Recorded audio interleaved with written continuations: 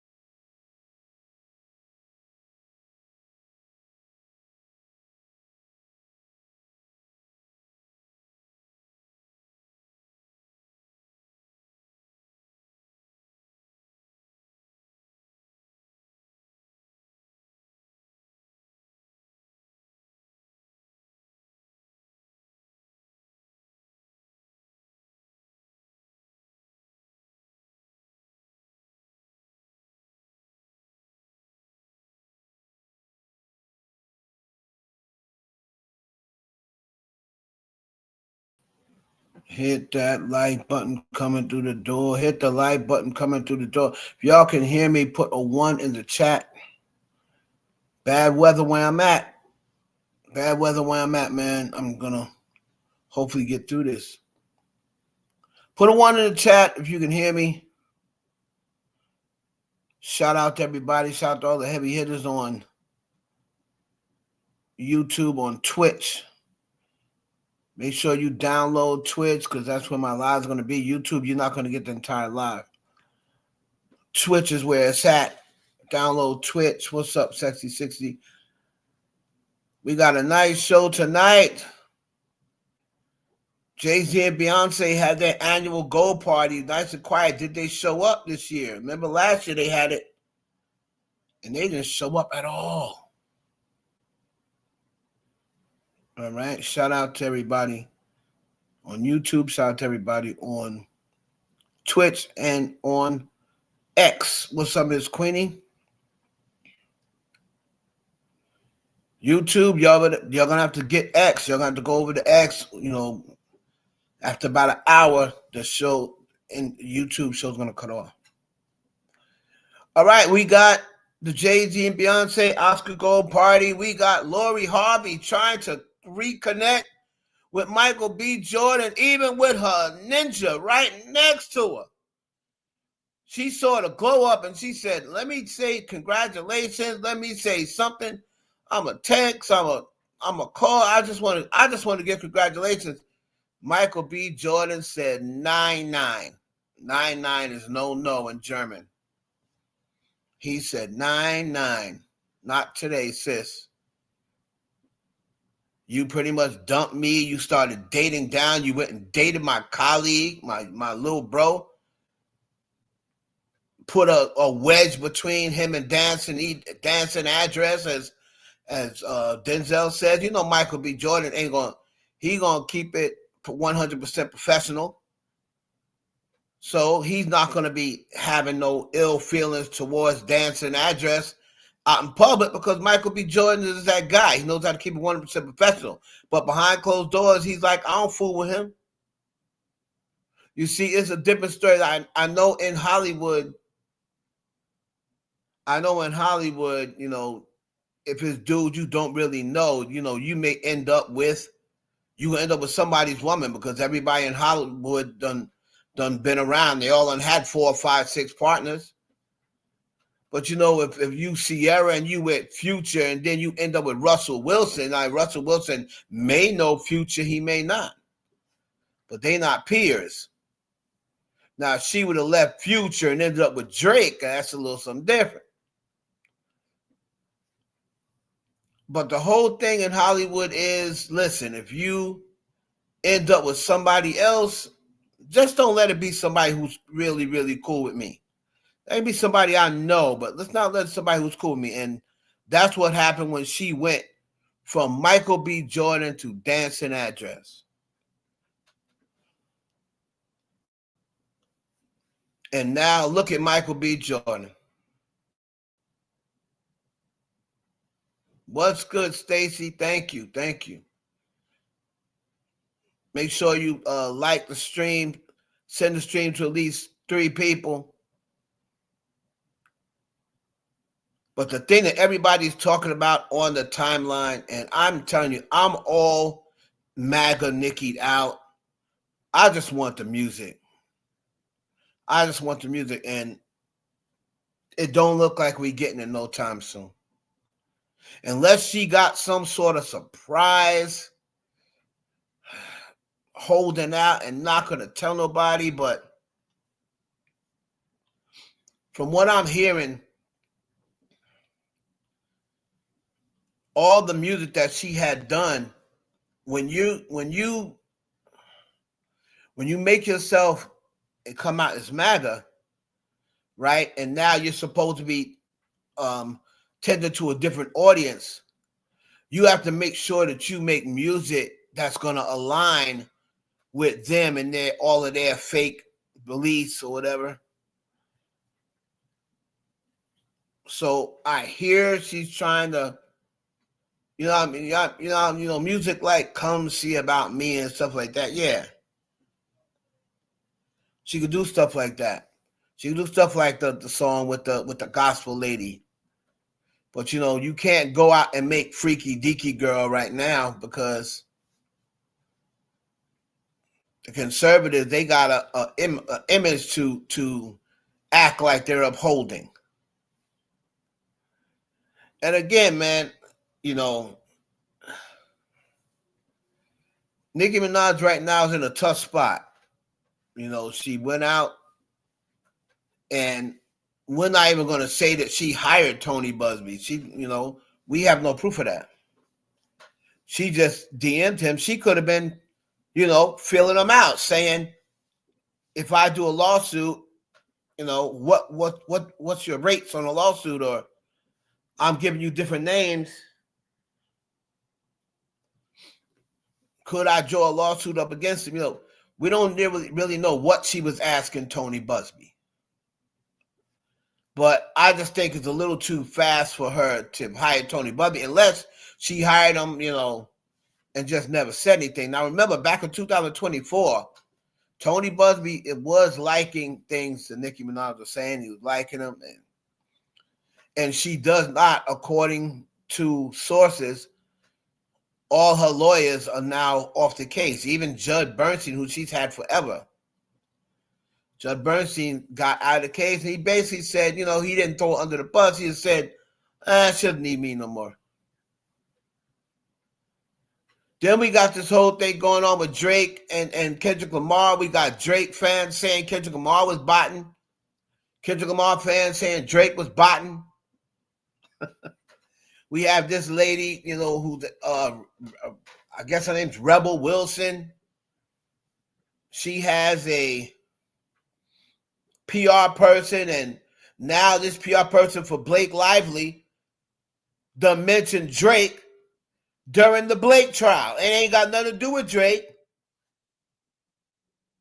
But this person's getting exposed for trying to fabricate stories. And then in the paperwork, she's saying, "Oh, hold on, I'm on FaceTime with Drake." So people are like, "Oh, so you're a PR person and you're known for faking shit, and what you doing on FaceTime with Drake around the whole time this Kendrick Lamar thing was going on?" Then, of course, you got the Drake fans saying that, "Oh, Kendrick Lamar's the one. He was paying off reactors. He was paying off reactors to react to his songs, and he wasn't charging with copyrights and this, that, and the third." And all of the blogs was on Kendrick Lamar's side. Now, that is true. Now, I'm not saying that they were paid to be on this side, but I am just saying definitely true. I was there for that whole entire battle. And it seemed like everybody, remember, I kept reminding people that it reminded me a lot of 2017 with Nicki Minaj, when everybody just seemed to turn on Nicki Minaj. You know, we had people even saying, oh, she got the same flow. One thing that you can never just credit Nicki about is her flow. And we had people saying, oh, same old tired flow. I was like, really? Nicki Minaj? Okay. But, you know, that was the media setting that up because that's what they do in a hate train. I've seen the same type of mess with Drake. What's up, Ashanti? Me too. I just want the music, man. But, you know, I got to cover the BS because it's out there. You know, a lot of Bobs that were rocking with her before, no matter what, they are now saying, nah, this is too much. I can't do it. Now, there's still a whole bunch of Bobs still rock with us saying, oh, we don't care. You know? You know, there's plenty of ones out there that have absolutely no idea why people are mad that she's following Benjamin Netanyahu. But then again, I've seen people on the street get asked about, oh, do you think Trump's doing the right thing? White guy was like, yeah, I think Trump's doing the right thing. He said, why do you say that? Oh, I don't know. I don't really know why I'm saying it. You know, I'm just saying I think he's doing the right thing. What makes you say that he's doing the right thing? I don't really know. I don't really know about the war. Why you answer the question? See, that's why we're in the position that we're in right now. Because everybody just wants to root for a person just to root for them. And they don't even really know why they're rooting for them.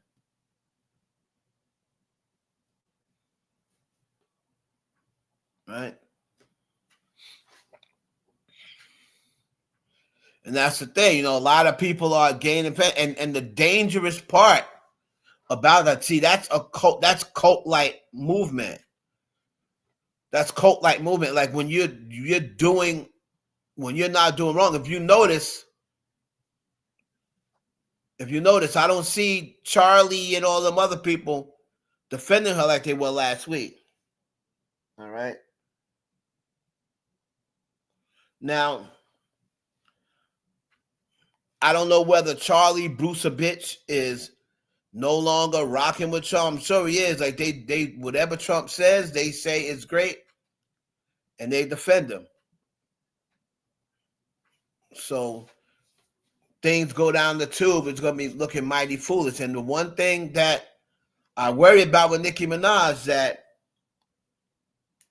I think she's going to face is if she is rocking with MAGA just through the midterms or whatever, and then when the midterms are over, MAGA's like, get the F out my face. You know that we was trying to use you strictly for this.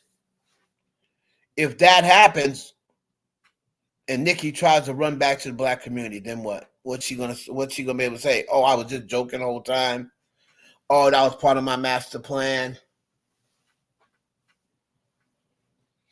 You know?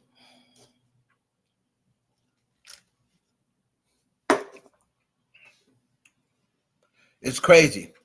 Meanwhile, on tour last night, Detroit, Cardi B bought out Cash Doll.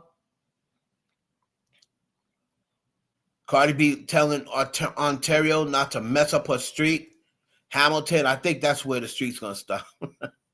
I totally do not believe that Hamilton, Ontario is going to sell out. It might end up being like about 90%. But I think that's going to mess up her streak. But a lot of things, man, going on. You got Nicki Minaj with the threatening to sue the Nigerian content creator. We got into a little bit of that yesterday. We really couldn't finish. But we'll go into that as well. And we'll dip around. Like I said, man, we always got to take a look around the internet and see what's going on before we get into our topics.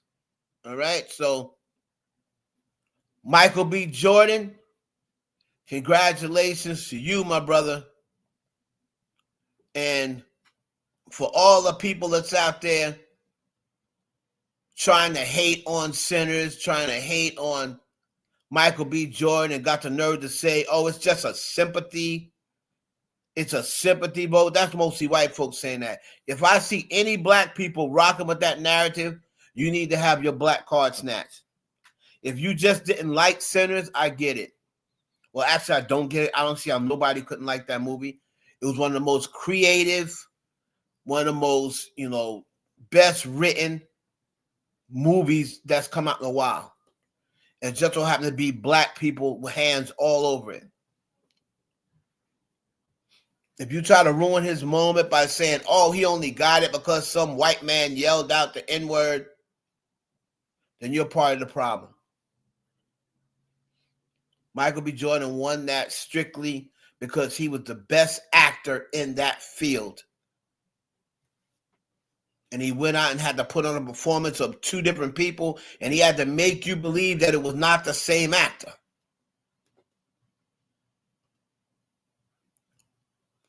What's up? What's up, Amy? What's up, Cal? Jocelyn, what's up, wifey? So that's one thing that I have an issue with. If you out there trying to take away what Michael B. Jordan did, we're going to also get into Tiana Taylor, man. Because I like Tiana Taylor, but let me tell you something. And I was reading this on somebody's page, on G's page, where she said Tiana Taylor was doing entirely too much. I totally agree. And I love Tiana. I love her, finding her niche because she's super talented. And it honestly took way too long for people to realize how talented she was. She's a talented songwriter. She's a talented singer, a talented dancer. And she showed she's a talented actress. But last night, she was just doing a little too much. And I knew there was going to be some sort of altercation because she was overjoyed. She's jumping all on the guy, almost tripped him coming up the steps. She had him in a headlock. And then you could see the ongoing tension with her and Regina Hall. Regina Hall's looking at her like, bitch, if you don't get out of my way. I'm going to try to find that footage. But Regina Hall and Tiana Taylor ain't really vibing right now. Regina Hall feels some type of way saying that, Tiana Taylor be taking way too much credit for being in the movie 5 minutes. And she felt as though, what I need my tens. Where's my tens? You know what I mean? So, shout out, man.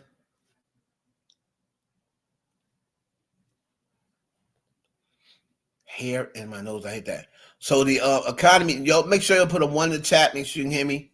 Shout out to everybody on Twitch. Shout out to everybody on Twitter. Shout out to everybody on YouTube. So we're going to be getting into all those things. We're going to try to track down some pictures of the Beyonce and Jay-Z gold party, which Michael B. Jordan was there. He was out in the street, outside. He went over to 2-on-2 Burger, or whatever it's called, and just ordered his favorite double cheeseburger. I'm going to tell my Michael B. Jordan story about my first and only time ever meeting Michael B. Jordan. So it's kind of personal to me that he won. I was super excited for him. I was super proud of him. I broke down crying a couple of times because when I met him, he was like a kid. He was a kid. And he was just getting into acting. And his publicist came over and she was like, yeah, I got a new actor. My client he's a new black actress and he's getting ready to be on this show called The Wire. And this was like 1.5 years, 2 years before The Wire dropped. And she said, his name is Michael Jordan. I said, Michael Jordan? And she said, no, Michael B. Jordan. So he hadn't anything out, but I'm like, yeah, bring the little nigga on. I'll interview him. And then when I was talking to him, I'll get into the story when I come back. But when I was talking to him, No, let me get to him now, right now. It's real quick. As y'all know, I had the Block TV thing going. We was the hottest show in the tri-state area. And this publicist, I forgot her name, but shout out to her. She came over and was like, yeah, I got this young actress. His name is Michael Jordan. And then I was like, he ain't going to make it with that. And then she was like, oh, no, Michael B. Jordan. We put the B there because of Michael Jordan, like the basketball player. She's like, so he wants to be noticed. So he first came in, he was just using Michael Jordan. But then once everybody was like, you can't use Michael Jordan, like there's a more famous Michael Jordan. So then that's why they put the B in there.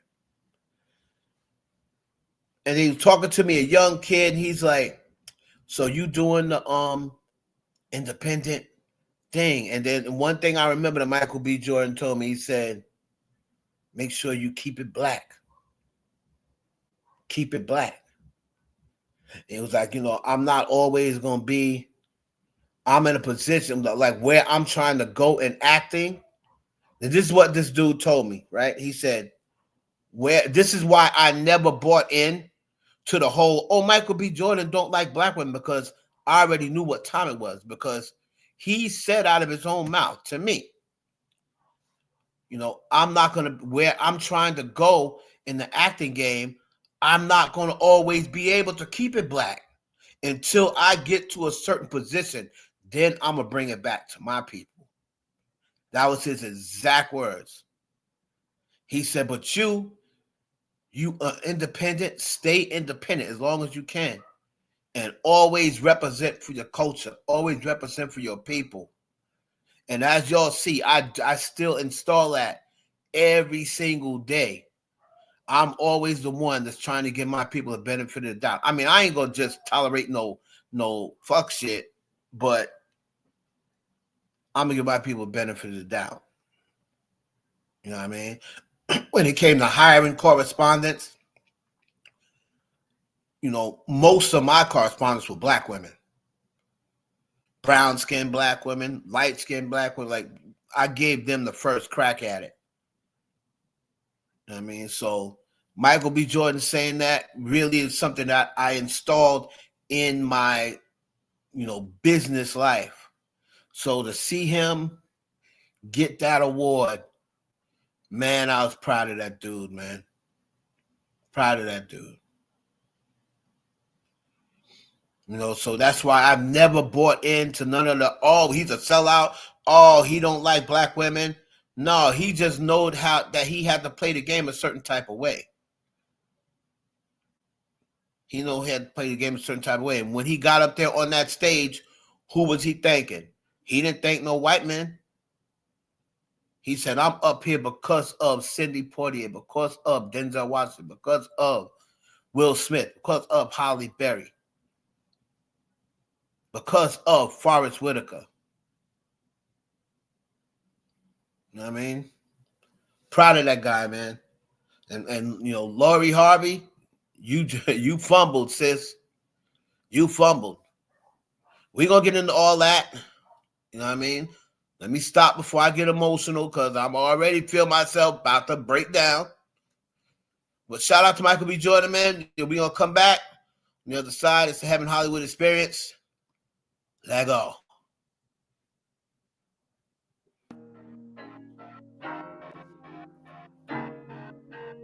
Gotta get you to see something. I can.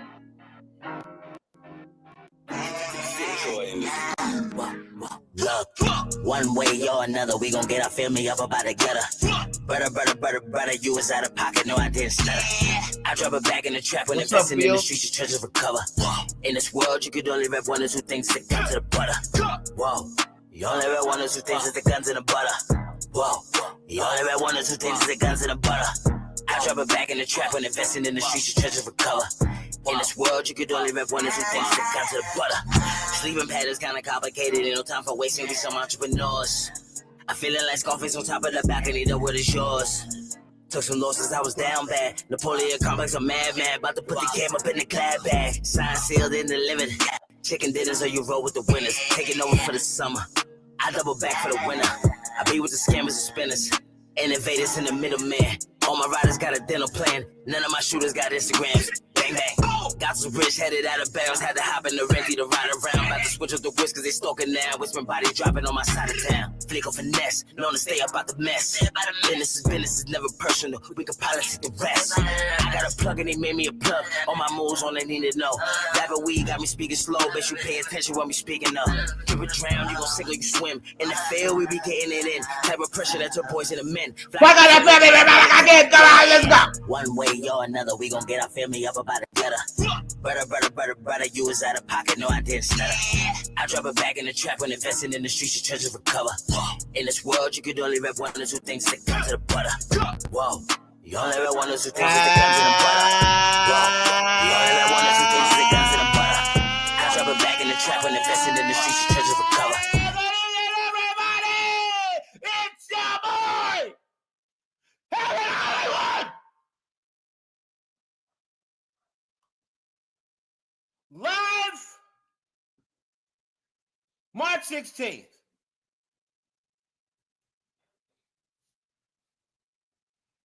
Shout out to all the heavy hitters. Shout out to everybody on Twitch. Shout out to everybody on YouTube. You only got it like about another half hour because the YouTube stream will cut off. Shout out to everybody. You got to come on over to Twitch. Phil said, welcome to the Evan Hollywood Experience. We are lit over here. Yes, we are. Shout out my brother, the director. Shout out everybody, man. Shout out all my mods. Darius, Fields, Shanti. Coming off that Oscars. Probably get to that first because it's quick, but shout out to Sinners, man, the cast, and Michael B. Jordan and Ryan Coogler and everybody, man. The cinematographer, I forgot her name, Autumn. I forgot her last name, but being the first woman to win cinematography, and Michael B. Jordan just put on an unbelievable performance. And then the more and more I found out about what he had to do to pull that character off, just gave me more respect for him. When I found out that he, walked different for both characters, he wore shoes too small for Stack, and then when he wanted to be Smoke, he wore shoes that were too big. So he would have a different walk as both of them. One, the way he held his face made one have dimples and made the other person not have dimples. Like this, you talk about a man who put in a lot of work, practice, rehearsal to hold your face a certain way so your dimples show when you smoke, and then to hold your face, not to hold your face the same way so the dimples not to show when you're stacked.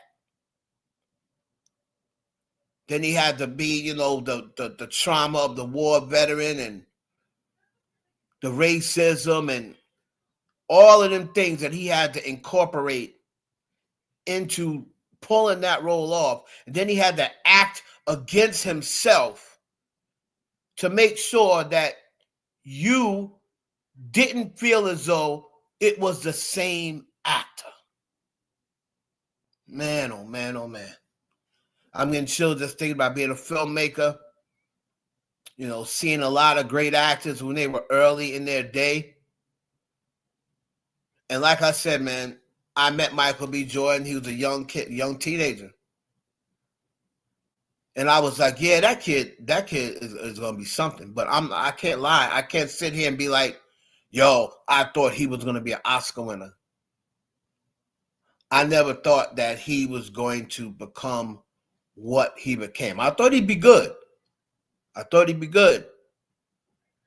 But man, oh man, oh man. That brother right now is the #1 actor in Hollywood. Black, white, I don't give a damn who you are. Male, at least. Shout out to a lot of great actors out there. Leonardo, Shout out to Sean Penn, who was amazing in one battle after another. But those guys are seasoned actors. This dude is a young actor still.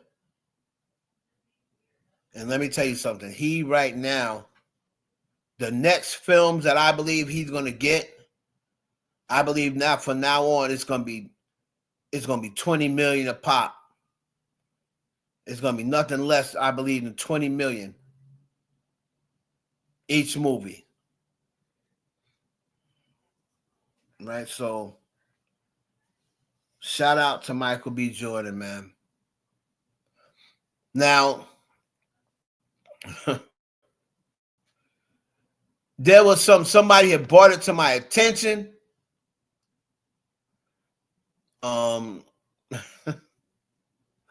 Somebody brought it to my attention. They messaged me and they were like, "Yo, did you see Lori Harvey's face?" And I was like, "Nah, I didn't see Lori Harvey's face, but."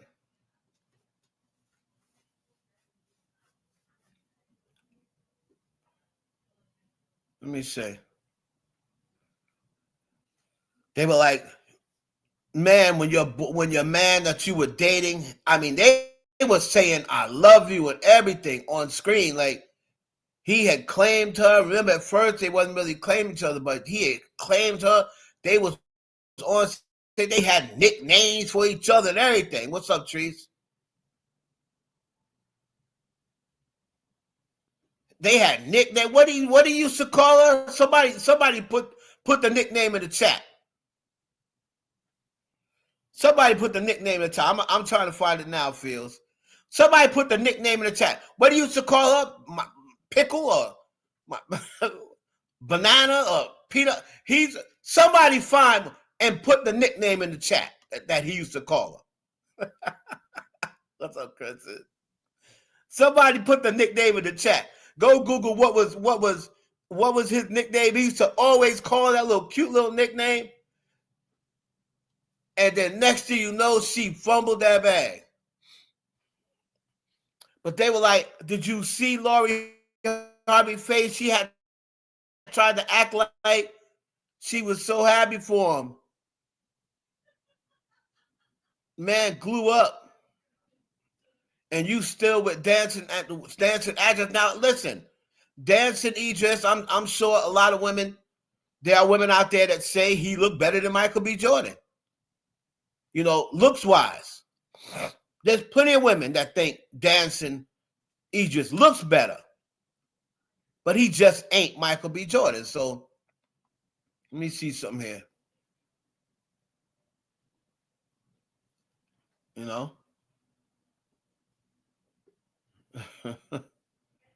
Let me see. Let me share this article.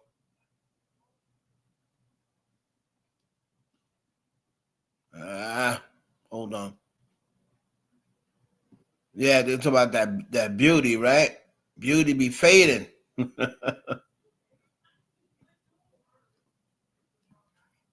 But remember, everybody forgets. She was with Future. She was with Diddy. Everybody remember right before that whole situation, Diddy.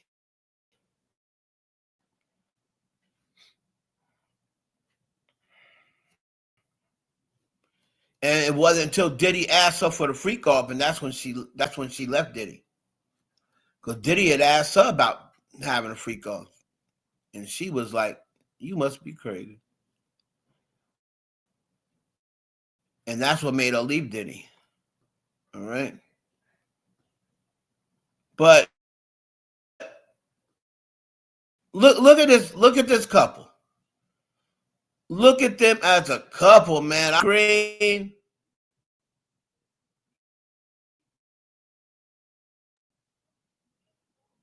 I was like, oh man, don't tell me that they're gonna be married up in here.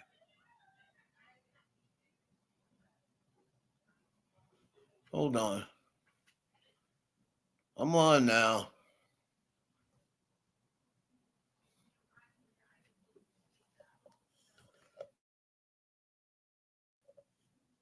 on, this thing is trying to load up 2 things at once, and now it's trying to act like they're gonna see something. Come on, man.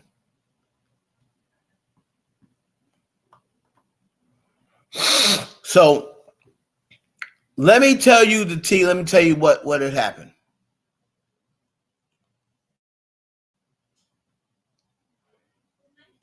So Lori Harvey was out there. She wasn't sitting too far from Michael B. Jordan. And I with this, man. She must not have been sitting too far from the screen with him.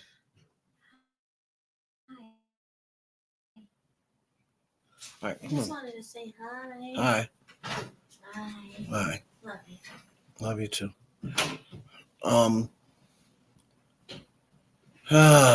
There's a lot of bad weather, like where I'm at, storming and carrying on. So, no, he didn't have what?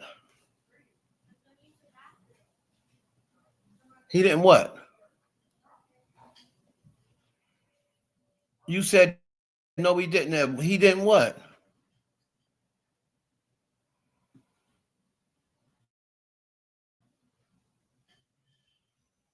Hold on. She ain't learned from my mama. No, he didn't. Yes, he did. He did ask her for a freak. Is that what you're talking about? He sure did. He sure did ask her about to go listen to that girl Gina's interview. Come on, man. Like what's going on, man?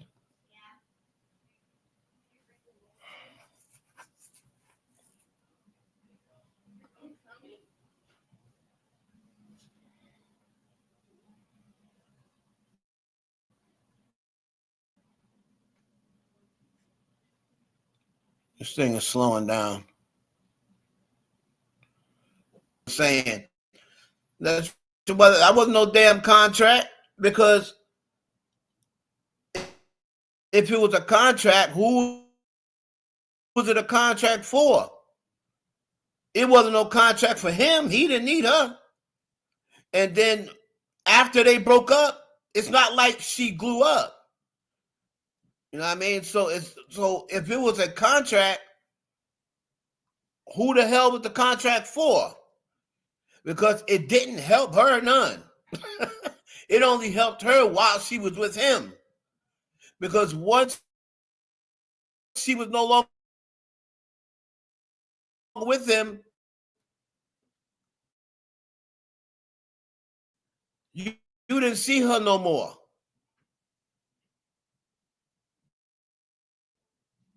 You didn't see her no more.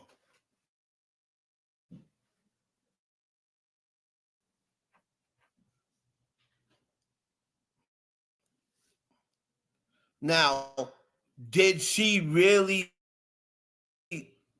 want Michael B. Jordan? Who knows? But I know he was really in love with her. So maybe she was just playing the game. I don't know why this thing is doing this. Exactly. Pages are unresponsive. So I don't. She was, but he was really into her. But then once, get this shit. Once, can y'all still hear me? Looks like I'm buffering. Once he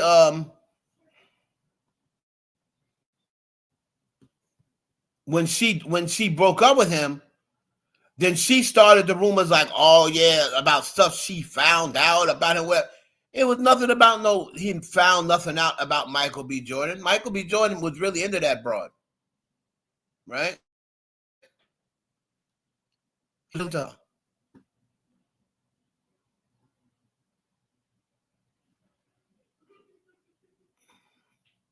mean, so let's take a look at some of this stuff over here, man.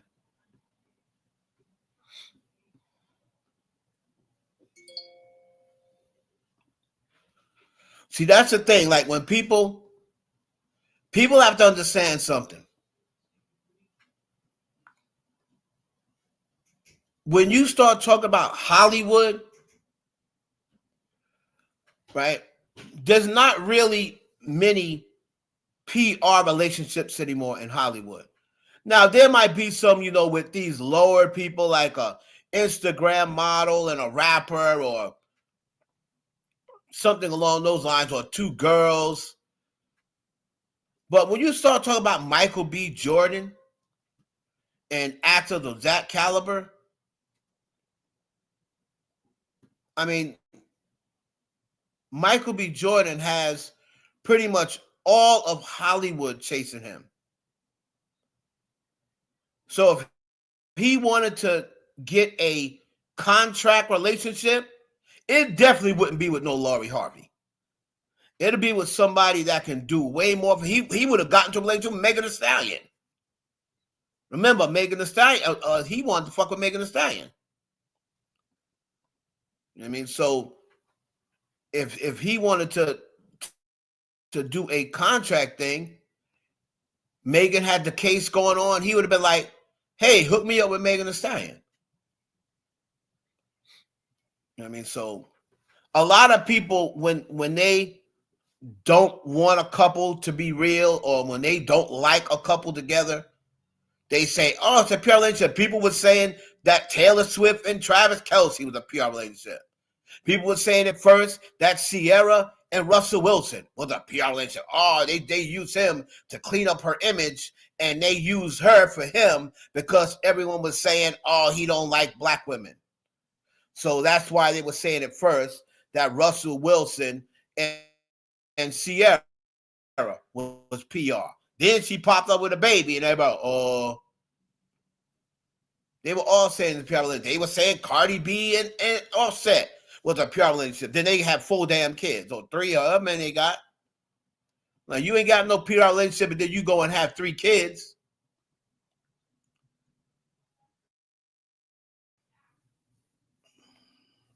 You know what I mean? Everybody, oh, Travis Kelce and Taylor Swift, they're PR. Well, they're going to be probably married this year. That PR is going a long way. Remember, they said Jay-Z and Beyonce was PR. Now, look at them, damn near 20 years later. Right? So, that's the whole thing with people in Hollywood couples. Hollywood couples get the same treatment now that every time a death in Hollywood happens, everybody says, oh, conspiracy. Oh, something happened. Oh, I don't think that really happened. Oh, this is suspect. Right?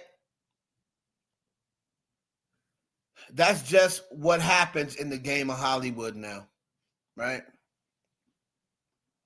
All right, hold on. So, let me put this up. Oscar winner 2026, Michael B. Jordan, and I guess they're going to just discuss why they broke up, or at least the media version of why they broke up. All right.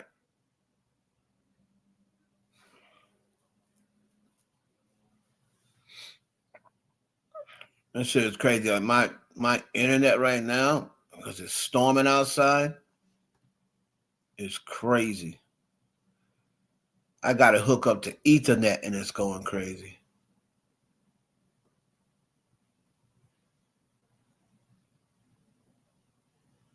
All right. Michael B. Jordan break up thread with Lori Harvey. Now, what had happened was, the word is that Lori Harvey tried to congratulate Michael B. Jordan. And they're saying that Lori Harvey reached out, tried to give him a phone call, tried to give him a text, And Michael B. Jordan just ignored it. Now, a lot of people would be saying, oh, that's rude. Like she was just trying to congratulate them. They were in a relationship at one point, this, that, and the other. But you have to remember something. Michael B. Jordan was very, I'm sure he's not now, but Michael B. Jordan was very bitter about that breakup. Michael B. Jordan was very bitter about that breakup because you have to remember something. When they broke up, everybody automatically assumed that it was because of Michael B. Jordan. Oh, he never wanted to be with no black girl. Oh, that was PR. A lot of people say that. Oh, it's PR. It's that and the other. But you have to realize, what did dating Lori Harvey really get him when all these actresses, black and white, bigger than Lori Harvey, want him? Tessa Thompson, his work wife. That's the one I think he should get with. Him and Tessa Thompson has such good chemistry, and that's the one he called his work wife. And when she talks about Michael B. Jordan, her face lights up like the 4th of July. And the same thing when he talks about her. So if they were going to use a PR relationship, they would have got somebody better than Lori Harvey, who was coming off of being with Diddy. So it's not like she had the best reputation. So if they want to keep him with a clean-cut image, as a matter of fact, his team didn't even want him with Lori Harvey. Right? His team didn't want him with Lori Harvey because they were like, for the image, you got a clean-cut image. Here you got this girl just finished dating a 50-something-year-old. Right? And she was seen with Future and then seen with Trey Songz and was ducking down, trying to hide in the car. Then you got Meek Mills mentioning her in records. Future mentioned her records. So Lori Harvey didn't have the best reputation to be with somebody as clean cut as Michael B. Jordan.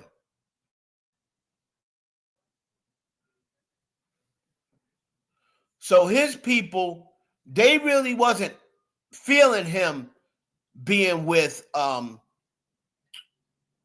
girl. But he fell in love with her. He fell in love with her. Then, Steve Harvey was co-signing him. But then, Steve Harvey, he gonna go along with whatever Marjorie and Lori say.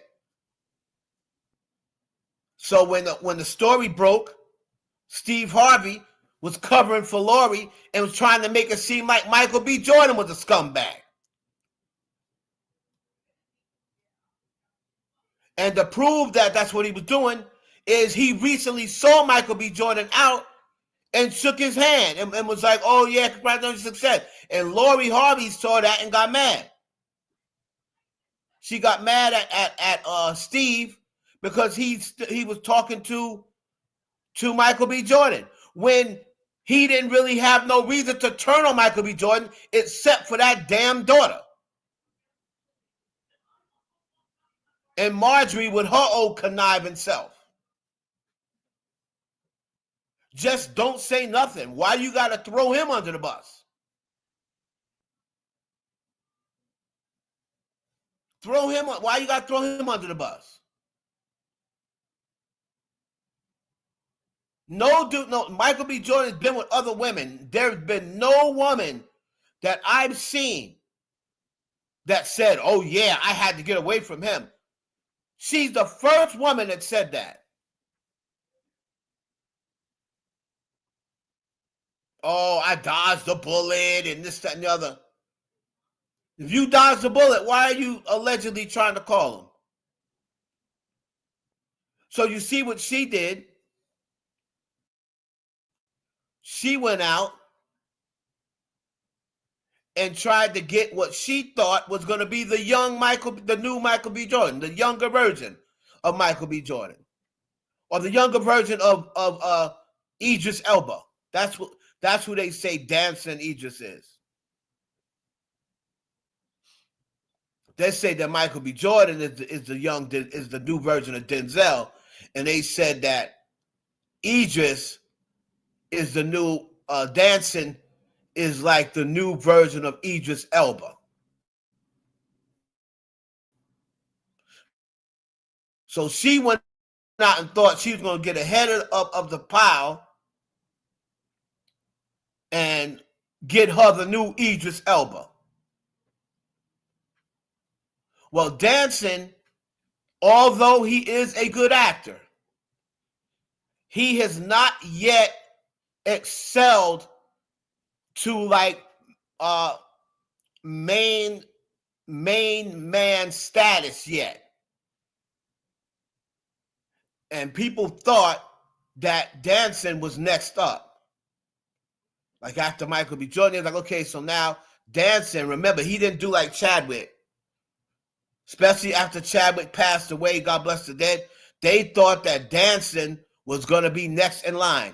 Lori Harvey heard that, and she thought the same thing.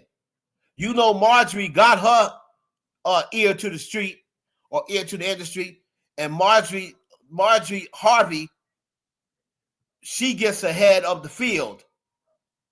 That's why she ran out and got Steve Harvey. Right? That's why she ran out and got Steve Harvey.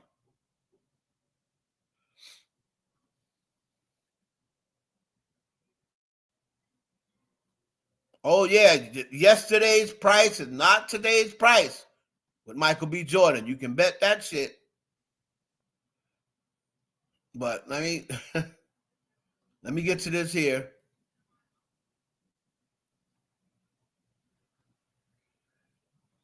So let me read this article.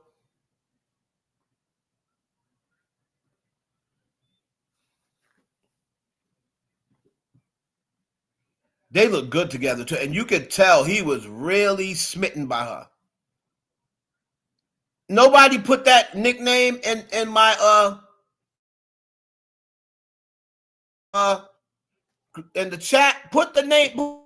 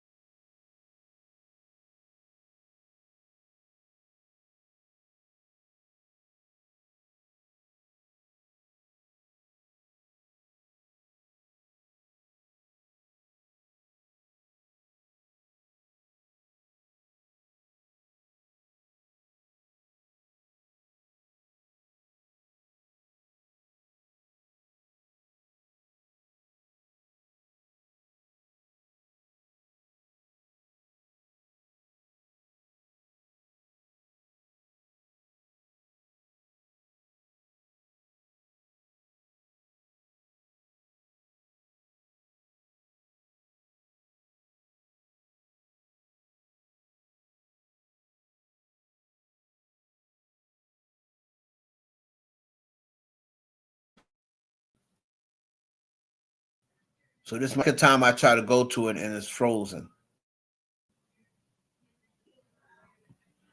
Man, if y'all niggas don't stop with this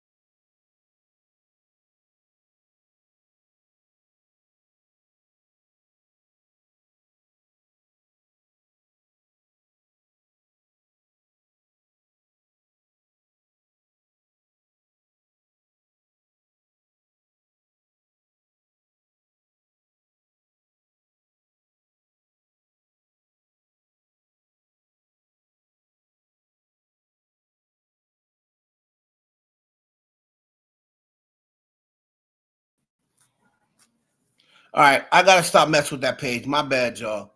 Like every time I go to that page, it's freezing me and it's knocking me out. So I'm gonna have to find another link because that page is messing me up. Y'all can still hear me. Put a one in the chat if y'all can hear me. Sorry about that, y'all. Like this is nuts. Let me see if I can find it from X. Can y'all still hear me? Put one in the chat if y'all can hear me. Crazy, man.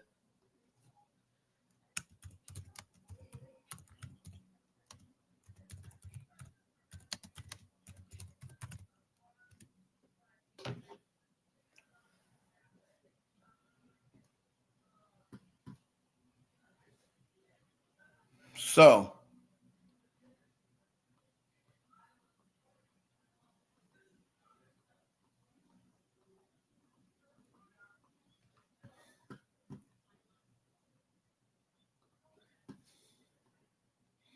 for all y'all that didn't see, for all of you that did not see and you did not catch his full acceptance speech, I'm telling you, I was beside myself, man. I was beside myself. Just the graciousness to have two-time award winner Adrian Brody to give him the award.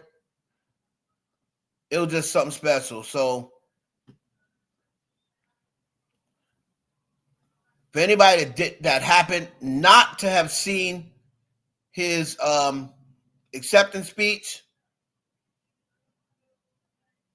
we're about to check it out.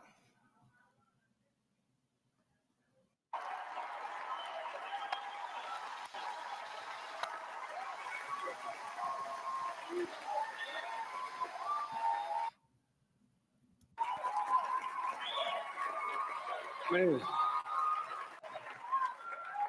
God is good. God is good. And your mama, what's up?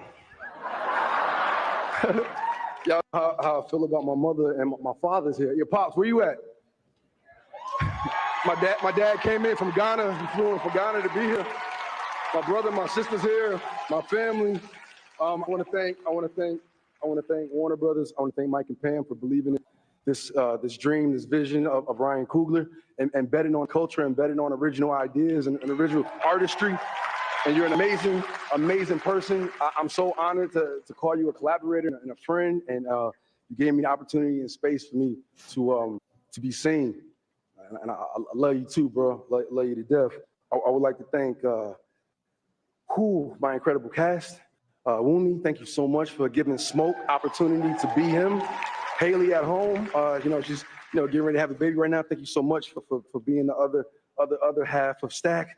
Miles, Delroy, Jamie, everybody, Lily, Omar, the entire cast. I thank you guys for supporting me through this. My team, Phil Sun, Greg Sluitt, Lindsey Gallen. Man, y'all. I stand here because of the people that came before me. Sidney Poitier, Denzel Washington, Halle Berry, Jamie Foxx, Forrest Whitaker, Will Smith, and to be amongst those giants, amongst those greats, amongst my ancestors, amongst my guys. Thank you, everybody in this room and everybody at home for supporting me over my career. I feel it. I know you guys want me to do well, and I want to do that because you guys bet on me. So thank you for keep betting on me. And I'm gonna keep stepping up, and I'm gonna keep being the best version of myself I could be. So I just want to say thank you for everybody in this room that had something to do with my success. I love you guys, and everybody at home who supported Sinners, who went to go see the movie once, twice, 3, 4, 5 times. Thank you, because you guys made this movie what it is. I love you. I love you. I love you.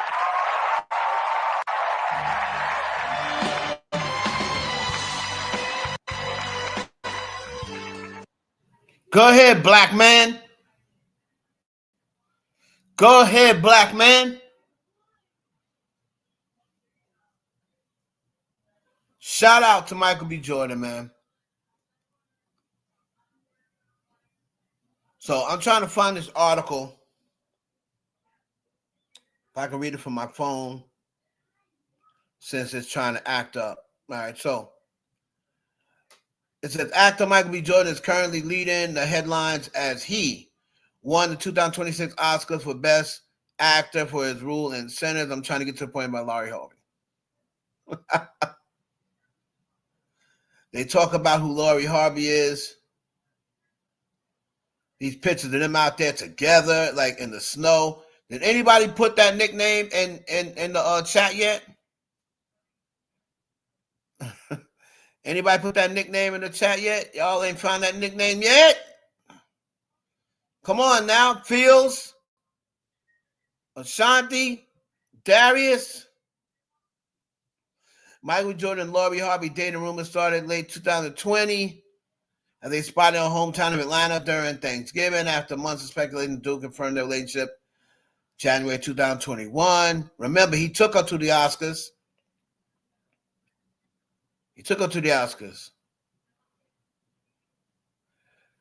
They broke up June 4, 2022 by a source close to the couple. The insider told tonight that relationship ended after roughly a year and a half of dating because they were reportedly at two different stages in their lives and had different expectations for their respective partner.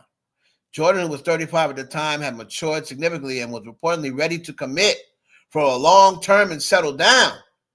The source stated that he let down his guard with Laurie, which made his relationship with her different from those with his exes.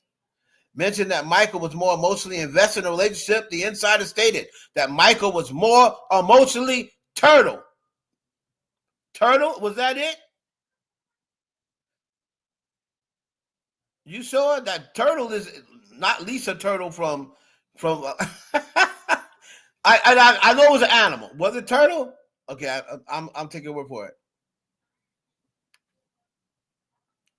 Michael and Laurie are completely heartbroken.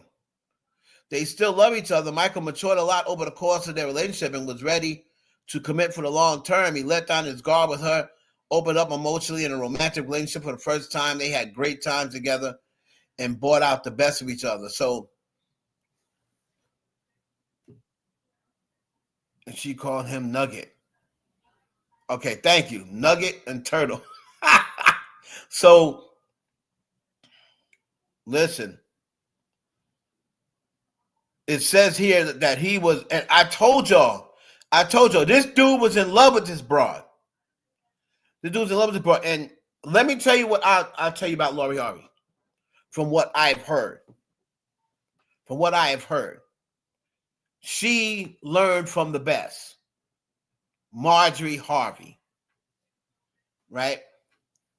Because I've heard that every dude, right? Probably with the exception of like Future or whatever, but because Future's a player anyway.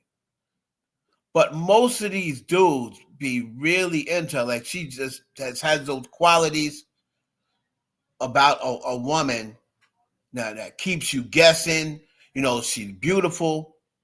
I heard, she, her intimate game is tight, it's good. You know what I mean? So these dudes be liking Laurie Harvey the same way how men used to always flock to Marjorie. So I'm sure she taught her daughter best. Men used to flock to Marjorie Harvey. And a lot of men was upset when they found out she was with Steve Harvey. Right? I heard Laurie be having them the same way. So as many times as Danson was supposed to break up with her, I heard he called her back. Because they were saying about Laurie Harvey, she has a rule where she's not going to, you break up with her, y'all break up. She's not going to ask you back. That's what they say about her.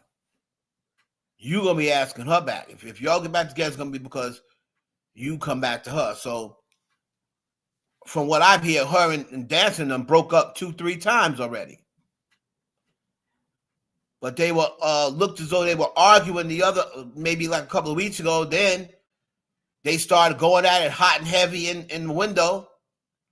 Want to let everybody know that everything is okay. But then you got Michael B. Jordan winning this. And from what I was told, she tried to contact him to congratulate him, but Michael B. Jordan wasn't having it. And mainly because we were in a relationship, we were telling each other that we love him. And remember this monologue about the breakup? Hold on.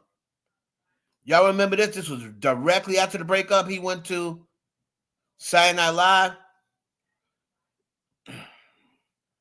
But the thing is with Michael B. Jordan and Lori Harvey is you went and started dating one of my colleagues, one of my young bros, like, and then that totally put a wedge in between their friendship.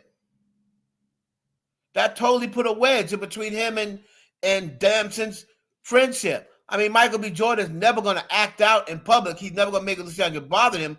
But trust me, he ain't really messing with Damson the way he used to. He's not really messing with him. All right. Right after that, I went through my very first public breakup. Now, most people after a break are like, I'm going to get in better shape. So everyone thought I was so heartbroken because when the news came out, I was at a bad. First broke up. I remember him addressing that. I remember people like Tisa Tells who don't like black men. I remember her going on saying, oh, she supports Lori Harvey. Oh, Michael B. Jordan probably did something to her because he don't like black women and this and another. The woman, the black woman or whatever Tisa Tells is that hates black men was laughing at Michael B. Jordan, saying it was probably his fault, not even knowing what story was what. And she's like, oh, yeah, Lori Harvey, like she was team Lori Harvey. Right? Well, Michael B. Jordan is now a Oscar winner. Right? Michael B. Jordan ended things with Lori because she wasn't as locked in. You see what I'm saying? Somebody said that. She wasn't as locked in as him. This dude was in love with this broad.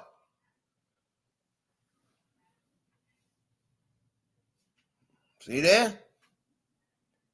He was in love with this broad, man.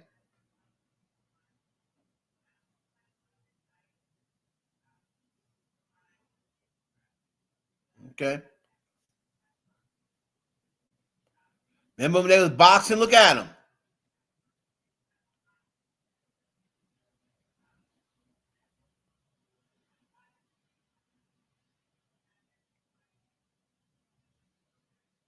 They were cute. They were cute. I mean, Jordan, see, this is what somebody told me. Ignore Lori Harvey's call and text. I should try to congratulate him. So,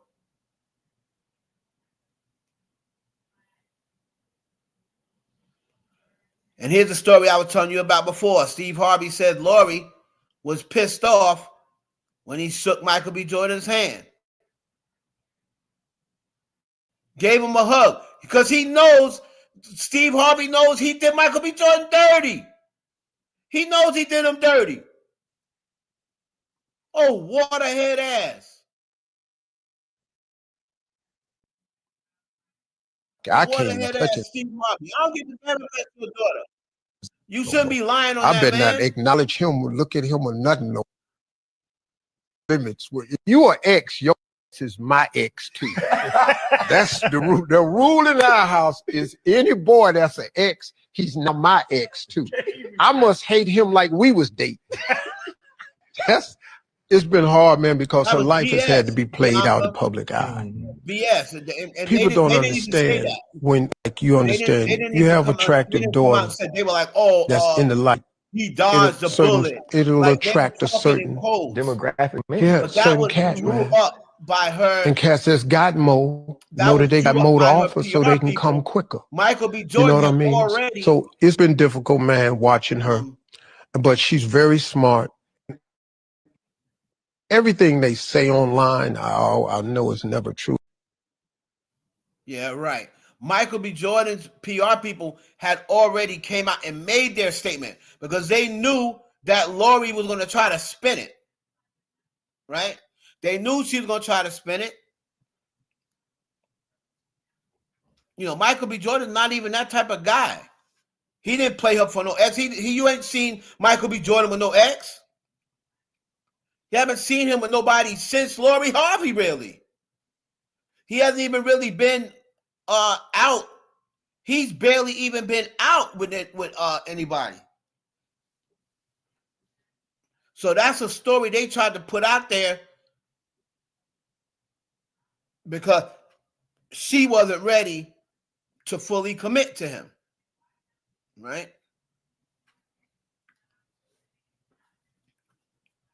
She wasn't fully ready to commit to him. Now, I don't know whether Michael B. Jordan wasn't locked in financially enough for her, but this ninja right here came out and said, oh yeah, she dodged the bullet. How the hell she dodged the bullet, but then don't want to say nothing out loud? Like I said, man, I can't stand people to do that. Yeah, you're going to stick up for your daughter. That's cool. But don't be out there trying to insinuate that Michael B. Jordan did something to his daughter. Because Lori Harvey's the one that got the bad reputation. Michael B. Jordan don't got no bad reputation. You can go down the line from Sweetie to any other chick that he messed with. The dark skinned beautiful chick, Lupita. Nobody ever had a bad word to say about Michael B. Jordan. Not all of a sudden it'll come out and he gonna do Lori Harvey dirty. After a year and a half of being with her, he had just threw her a big party, and then all of a sudden, Michael B. Jordan, he played it. That's not even his character. That's not even his character. Right, Bianca, but you know what? He's not gonna do that. He's not that type of guy. He ain't gonna go out there and make her look bad. All right. Or he's not gonna really tell what happened. He's the type of guy that's gonna keep things quiet. And that's why that's why the publicist was like, oh, they both still love each other, but they're just in totally different phases right now. Michael let his guards down with her, and you know, he's ready to, in other words, Michael's ready to take it to the next level. Right?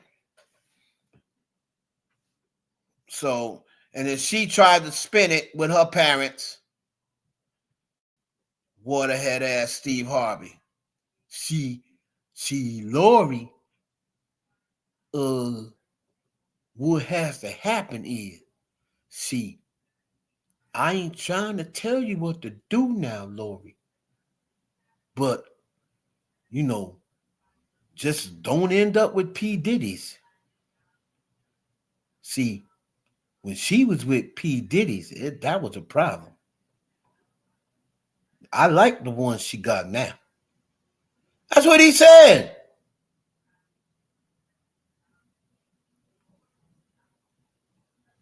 He said, I like the one she got now. Who said he only likes milk. I don't ever remember hearing him say that. I think that may have been a rumor.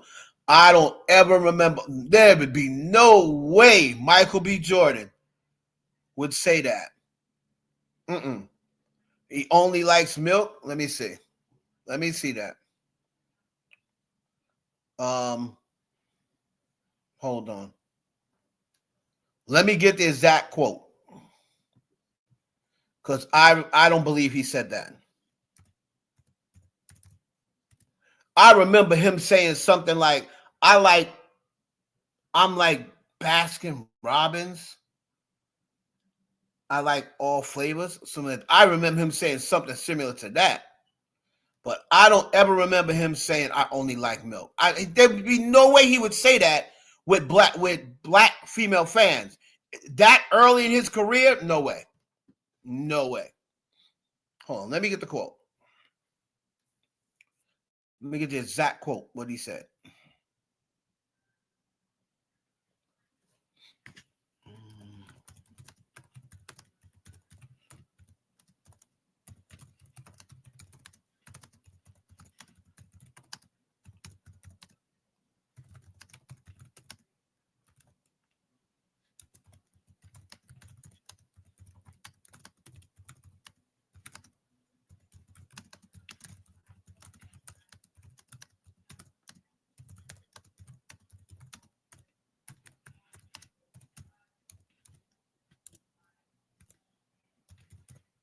Okay.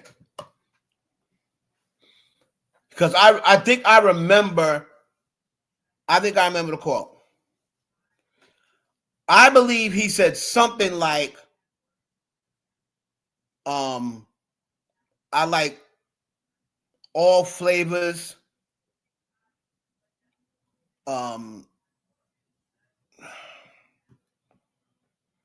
It was like, hold on. Let me get it.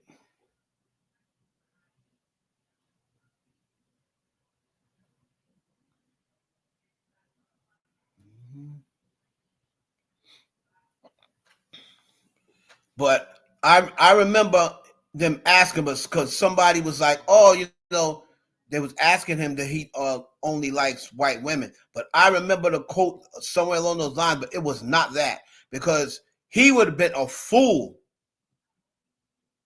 He would have been a fool. Okay. Now,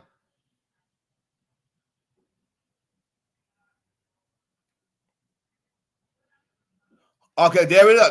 Okay, here it is. See? This is what he said. This is the quote. Right church, wrong pew. He said, someone asked him, they were at Michael B. Jordan in 2018 faced backlash over rumors about his dating preferences. Specifically claims he avoided dating white women. He addressed it during an Instagram live video. He said, people say I only like milk. He said, you're right. I like milk. I like chocolate milk. I love chocolate milk. And I like almond milk. Strawberry milk. The Cinnamon Toast Crunch. The milk after that.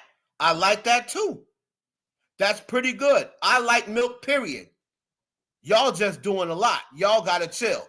That's his exact quote. That's his exact quote. That's his exact quote.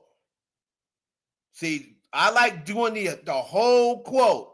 He didn't just say, I like milk. He said, he was like, they say I just like milk. Well, you're right. I do like milk. I like milk. I like chocolate milk. I love chocolate milk. And I like almond milk. Strawberry milk. The Cinnamon Toast Crunch. The milk after that. I like that too. That's pretty good. I like milk, period. He then said he later reflected on it in a GQ interview, admitting the analogy wasn't his best moment, but that he was emotional in trying to defend his appreciation and love for black women, comparing them to chocolate milk amid the criticism. The only like milk's claims appears to be distorted version, perhaps implying a preference for white milk, but that's not what he said. There we go. There we go. My Sylvia's never wrong. So that was his quote.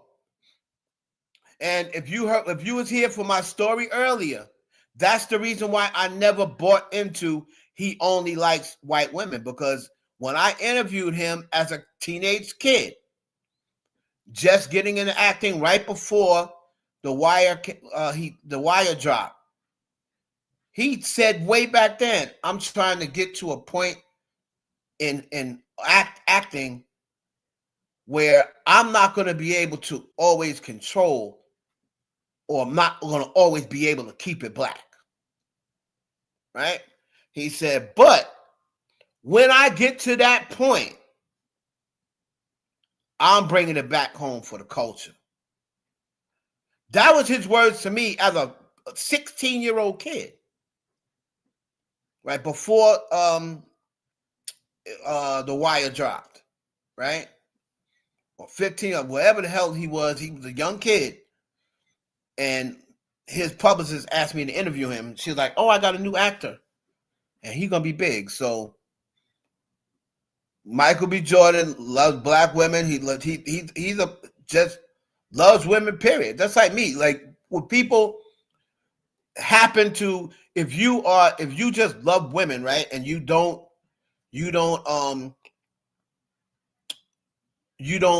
specifically only date black women or what have you. Whenever you're dating a black woman, they never say nothing. They don't ever say anything until you date a white woman. And then all of a sudden, oh, you just like white girls. Well, you didn't say nothing when I was dating the black girl. You know what I mean? So he don't only just like my, they said the same thing about A$AP Rocky. Oh, A$AP Rocky. Oh, he's a colorist. Like he only what is it? First they said he don't really like black women. Right? He don't like black women. But A$AP Rocky was with Chanel Iman.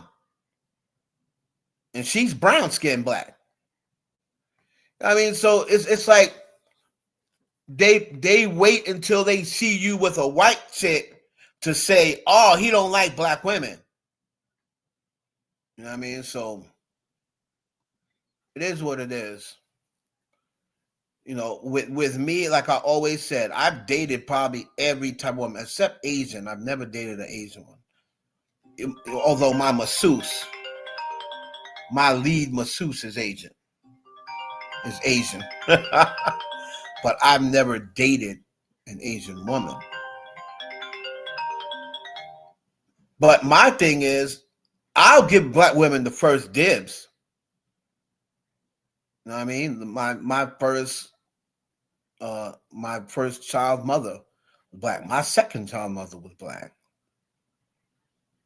My first and only marriage was to a black woman. Or Haitian, black, same thing. It ended in divorce, but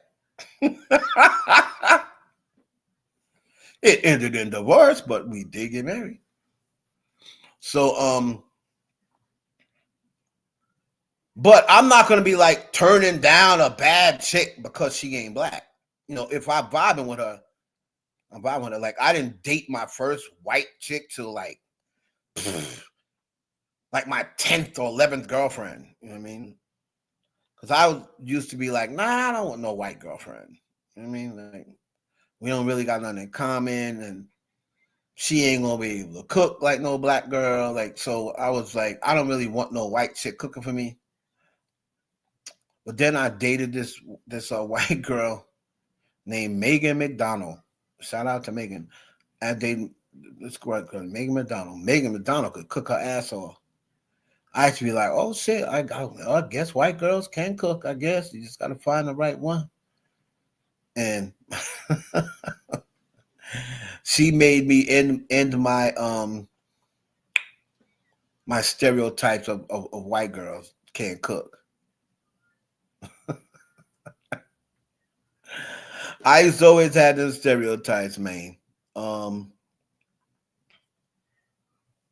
You know, black girls used to, back in the day, I don't know, they don't do it now, but black girls back when in the late 90s, early 2000s, all my dudes are like, yeah, you gotta get a white chick to do the real freaky shit. Black girls, they ain't freaky. Right?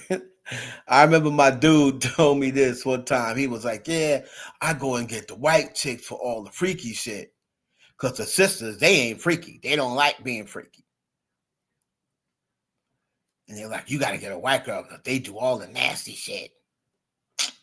Man, please. Megan McDonald wasn't freaky.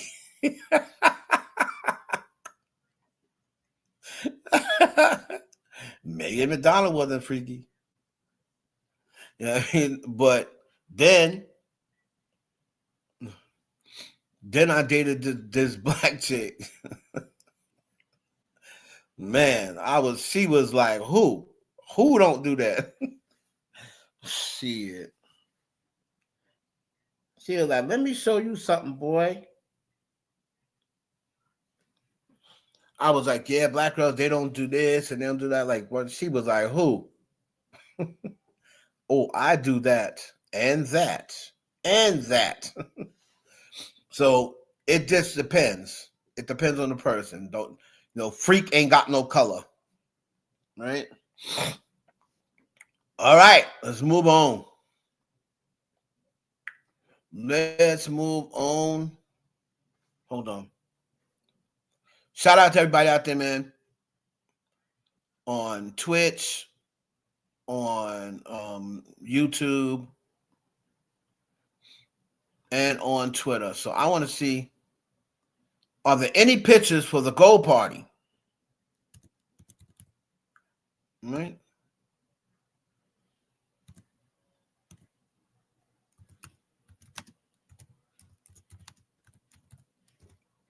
Let's see.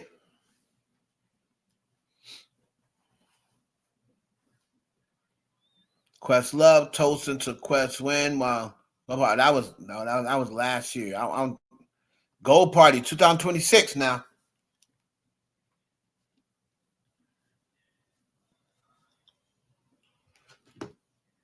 Look, it says no result. I'm having so many problems finding pictures from this year's gold party. Now they said that Michael B. Jordan was at the gold party. You know, he's cool with Jay-Z and Beyonce. Like, he's one of Beyonce's favorite actors, along with Amari Hartwick, right?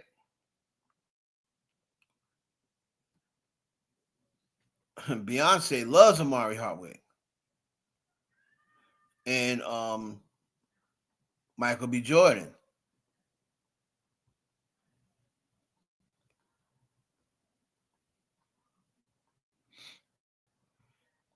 So we're trying to find anything about Jay-Z and Beyonce's Oscar party. Hold on. Was this it?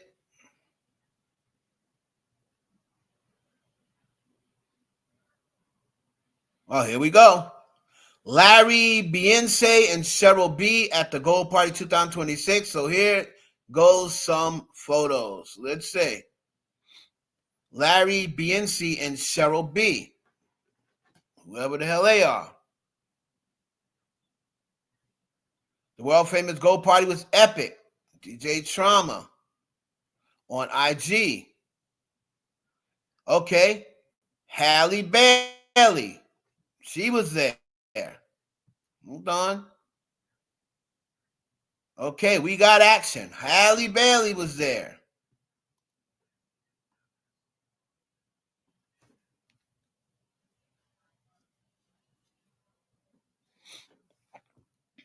Let's see what Halle had on. If it's a gold party, I guess you got to have a gold, right?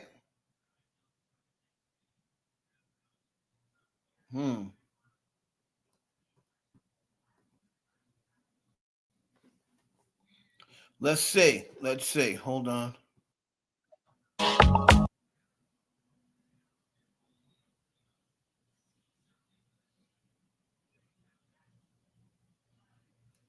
Hold on.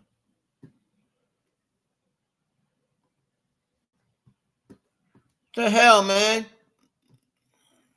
I need some more photos. Here was Michael B. Jordan and John Batiste. Michael B. Jordan showed up at the gold party. He got that Oscar, boy. I don't blame you, black man. Keep that damn Oscar with you as long as possible. Here's Michael B. Jordan. Now, I don't know whether, remember, Beyonce and Jay-Z, they so damn rich and so damn fly that they'll throw parties and won't even show up. But they'll sponsor it and pay for everything. but it's their party. It's their annual gold party, and I don't even know if they were there. Let's see.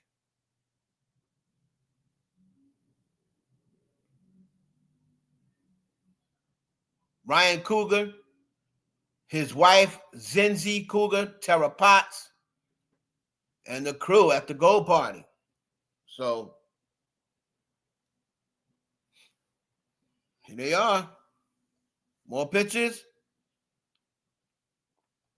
Austin Butler arrives at the gold party, annual post-Oscars hosted by Beyonce and Jay-Z. But did they show up?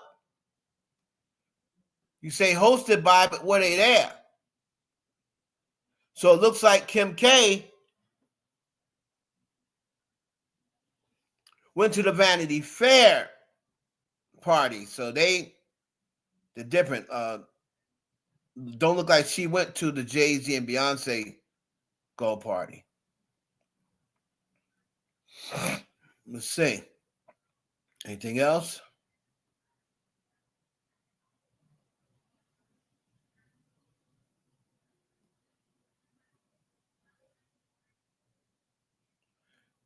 This is the same one we've seen before.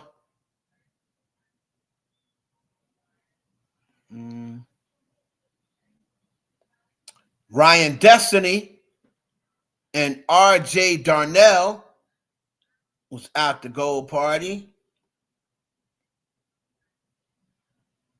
So I'm going to assume that Jay-Z and Beyonce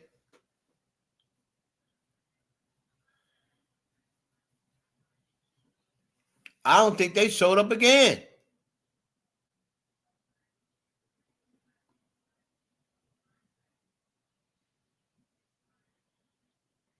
Kim didn't go. Maybe Kim wasn't invited. I don't know, but they usually mess with Kim. They mess with Kim Kardashian. Tiana Taylor and friends.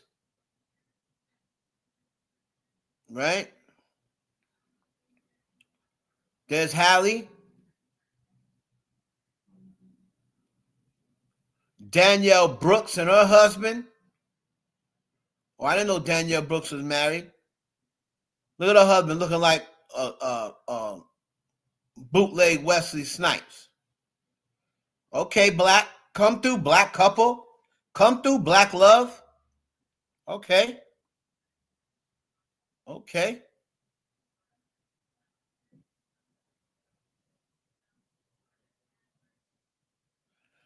Beyonce and Jay 2024 Oscar party. Beyonce and Jay-Z at 2003 Oscar. Can't wait for that. Okay, so for their post her and Jay 2026 party. So they haven't posted them yet. No pictures of them yet. You know, sometimes they come out with their pictures 2 or 3 days later.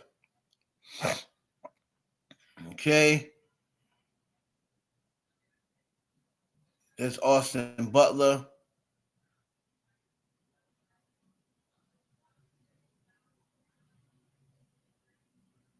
All right, so far, no Jay-Z and Beyonce, unless y'all see where they are. These are pictures of them in the past.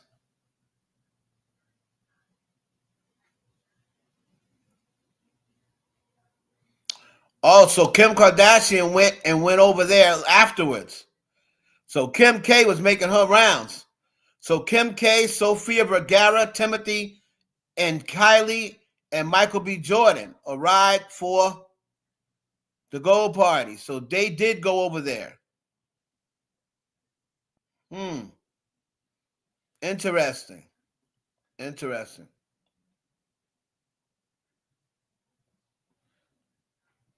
Interesting. So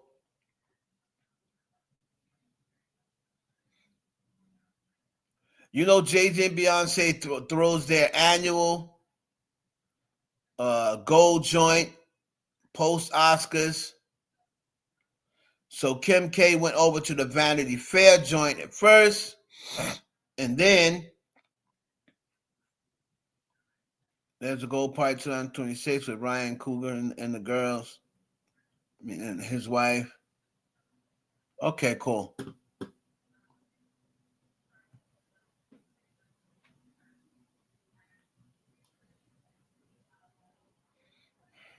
All right. So shout out to J and B. And when we get some more pictures, we're gonna definitely put them up. I'll put some pictures on my Patreon. Y'all make sure if y'all have not joined the Patreon, join it, please. Patreon / the IE network. Let's see.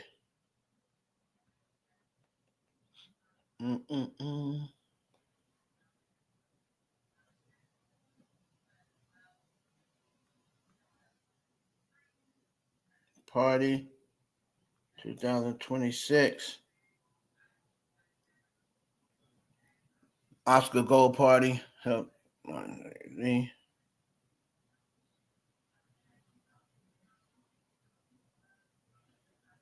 go, man. Where are the pictures?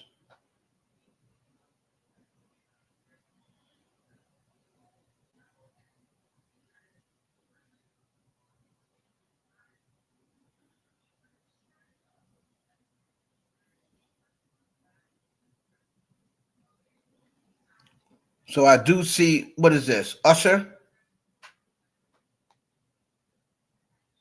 Usher was there. Jermaine Dupri was DJing.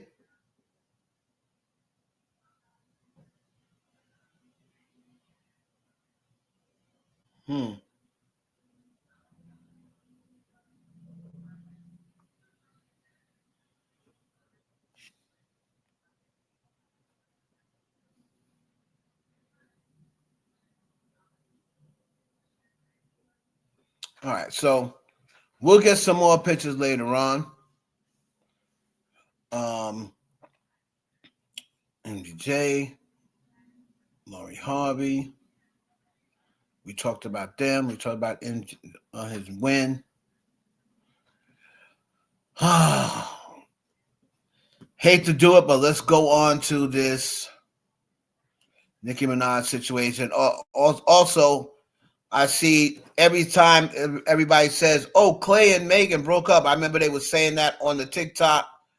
But meanwhile, Clay's out there FaceTiming Megan, asking her. She said, "I want to hear your golf swing. Let me know. I want to hear your golf swing." So he was FaceTiming her, letting her hear the golf swing.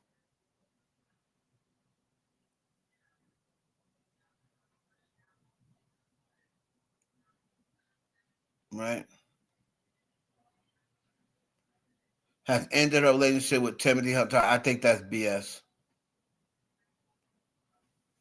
Permanent smear campaign against Colin Kaepernick by Rock Nation in collaboration with TMZ. Like, what? Eyewitness first. Oh, that's the dude that used to work for TMZ. Van Lathan. To smear Kaepernick. Don't believe it. Why is he just now saying? He's saying it now that he's against Jay-Z all of a sudden. All right.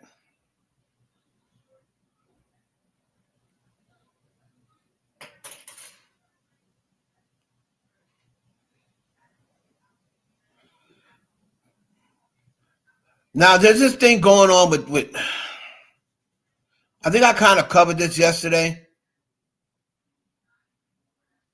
I kind of covered this yesterday.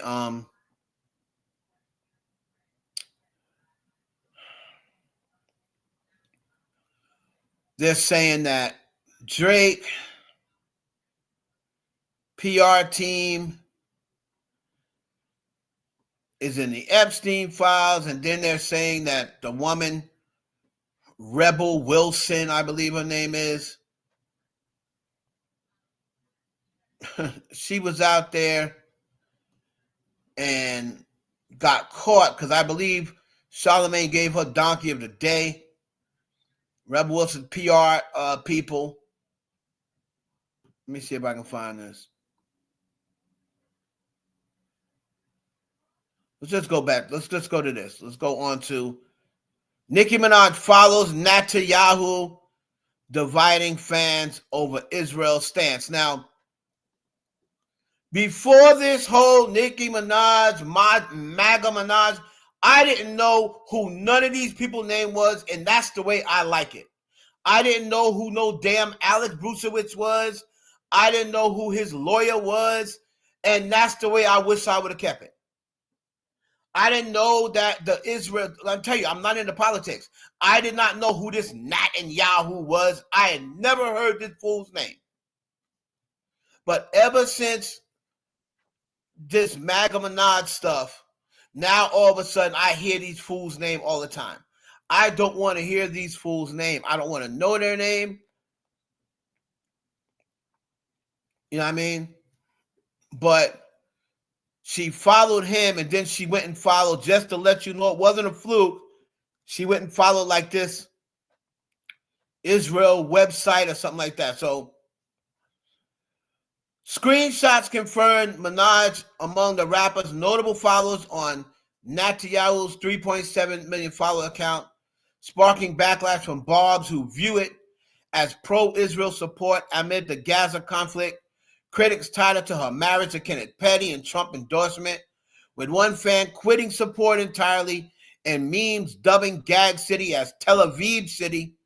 Loyal defenders called the outrage overblown, parasocial drama, pointing to hypocrisy and other stars' ties with no. Just hold on.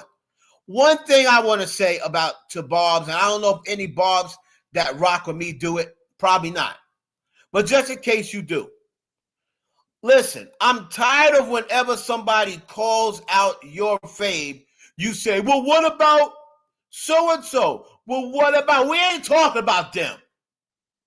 We ain't talking about them. Well, Jay-Z, Beyonce, we're not talking about them. And you don't care anything about them, so why are you using them to justify? Kamala, she took a picture with Netanyahu. We're not talking about Kamala. Jay-Z, Beyonce, they was at a dinner and Trump's daughter and the husband was there. We're not talking about them. We're talking about your girl following this person. And also, a lot of people from Nigeria complaining that she's now blocking them because they're asking her, well, what about the Christians in Nigeria? I thought you said you was concerned about them. How come you have said nothing about all the Nigerian churches, Nigerian people who's gotten bombed ever since Trump was able to get his military in Nigeria? So you really just helped Trump set up shop, and now all of a sudden, when we ask you about it, you're blocking us. That's because I told y'all, numbskulls, from the beginning. Nicki Minaj don't give a damn about politics. She don't give a damn about Nigeria. She don't give a damn about those things. She is in it for whatever personal gain she can get. She don't care about Christians. Because if she cared about Christians, she would not be endorsing Donald Trump. Donald Trump ain't a Christian. Donald Trump's not a Christian. How's he a Christian with 34 felony cases and 37 sexual assault cases? That's what Christians do? He got 37 allegations of sexual assault. What part about that is in the Bible? Take me to the Bible where it tells you that a man of God has 37 sexual assaults. Don't worry, I'll wait. What part of the Bible talks about that? So if she's a Christian, she would not be endorsing Donald Trump. Donald Trump sat up there and said, I don't know if I probably will have a hard time getting into heaven. And he could come back and say, it was just tongue in cheek all he wants. But why would you say that? Why would that be a joke to you? Why would you come up with that as a joke? I probably won't get into heaven. It's going to be hard. You don't say stuff like that unless you know you've done a lot of evil in your life.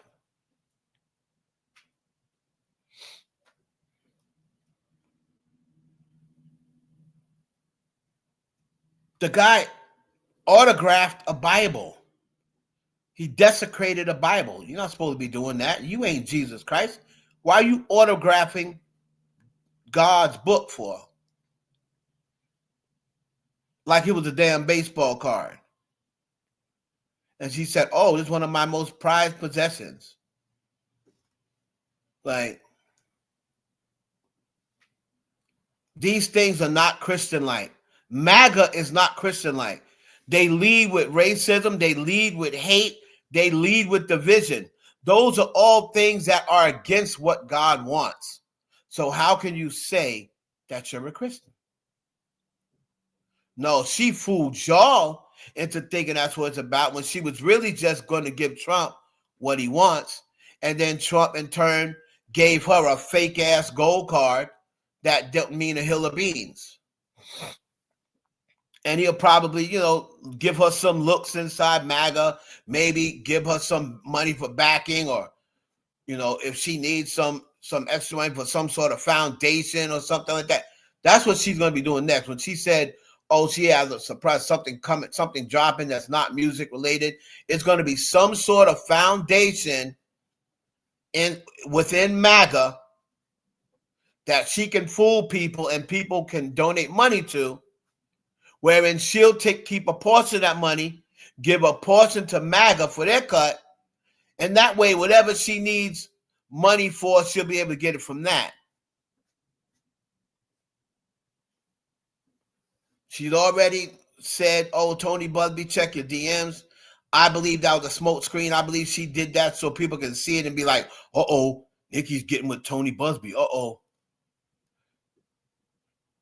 And people are saying, yeah, they're shaking in their boots now because Nicki's with Tony Busby. Well, Tony Busby ain't never beat Jay-Z, so Jay-Z ain't shaking in his boots. I read that he said he had 120 cases against Diddy. He's only filed 50, and 13 of them has been dropped. And he has not won one case or one settlement. So I know Diddy ain't shaking in his boots for no Tony Busby. And Jay-Z and Alex Spiro already embarrassed Tony Busby and pretty much bullied him into making his client drop the case. And he ain't messed with Jay-Z since. So I know he don't want no smoke with Alex Spiro. So I don't really know who Nicki fans was saying, oh yeah, they're shaking in their boots now because she's with Tony Busby. So here goes the first one. This was a 1.2 million people. Pop Fusion says Nicki Minaj has followed the Prime Minister of Israel, Benjamin Netanyahu, and this person, Shah Tired 5 a.m. says she really aligns with anyone who harms children. I know her soul is rotten. 1.2 million people. So this person, NM6 era, who was actually a Nicki fan page, after Pop Flop says Nicki Minaj has followed Israel Prime Minister Benjamin Netanyahu, 2.9 million views. She said, bye, Barb's community. I will no longer support Nicki Minaj. I'm so sorry, and I regret supporting her all this time. Goodbye. Deleting this whole fan account tomorrow. If you would really want to leave, you delete it tonight. Tomorrow, you're going to be right back talking about, oh, no, I misspoke. Then we got this account called Biggest Mac. It was a registered account.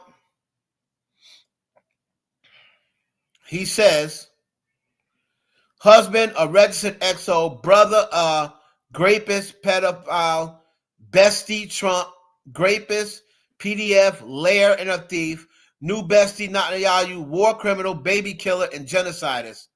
This woman has a natural affinity for evil. Wow.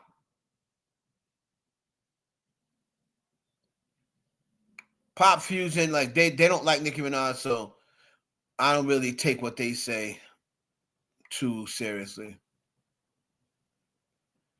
Any people said Nicki just followed who?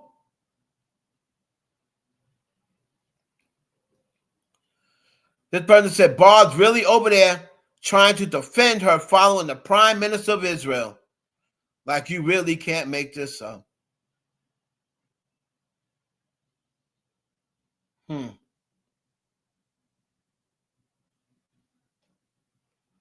I knew she was going broke, but dude, she need that AIPAC money bad. I don't agree with that. I don't think she's going broke. Same lady who did all that fake outrage and activism for the prosecuted Christians in Nigeria, by the way.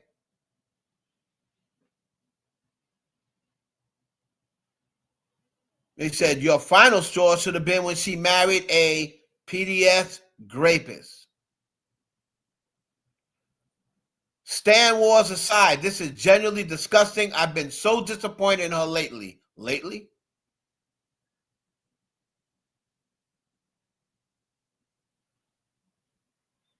So here's a person that defends Nicki Minaj. Y'all want us to be a bunch of bees crying and complaining on the timeline all day 24/7 about S we can't control. I do not have mother and father issues. I have a life and a mind of my own. Nicki Minaj is entitled to like, follow, and do whatever she wants. Just like I am allowed to do whatever I want. They was really getting on him. If I don't want anyone telling me what to do, what makes you think I'm sitting online telling a celebrity what to do, and some of you really think this behavior is normal? You are not calling anyone out. You're irrelevant. Your page is a Stan account. It's not even your real face. So somebody must have called that page out. Trump says he's just straight up evil and has been showing us for all years. There's no music in the world good enough to be standing by her through all this. So listen, first a grape apologist, then a MAGA, now a Zionist. Barb's running out of things to defend. She's proven to your face she's a horrible person. Listen, I'm just going to say this, right? Where the music, man? Where the music? Who said that? Nikki Gallo said, I'm just reading the comments underneath. I'm reading the comments underneath her. You know, a lot of people are getting on her for following this Netanyahu. Nikki must generally like being called evil and disgusting. Hold on. Man, y'all should let me know that I didn't switch the page. Hold on, y'all. Y'all supposed to be able to see all that. Hold on a second. I mean, I hate when that happens. Sorry about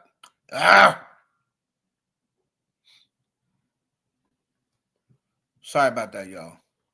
Hold on a minute. I'm sitting up here talking that stupid ass gold party pictures up. Okay. So here is the start of it, right?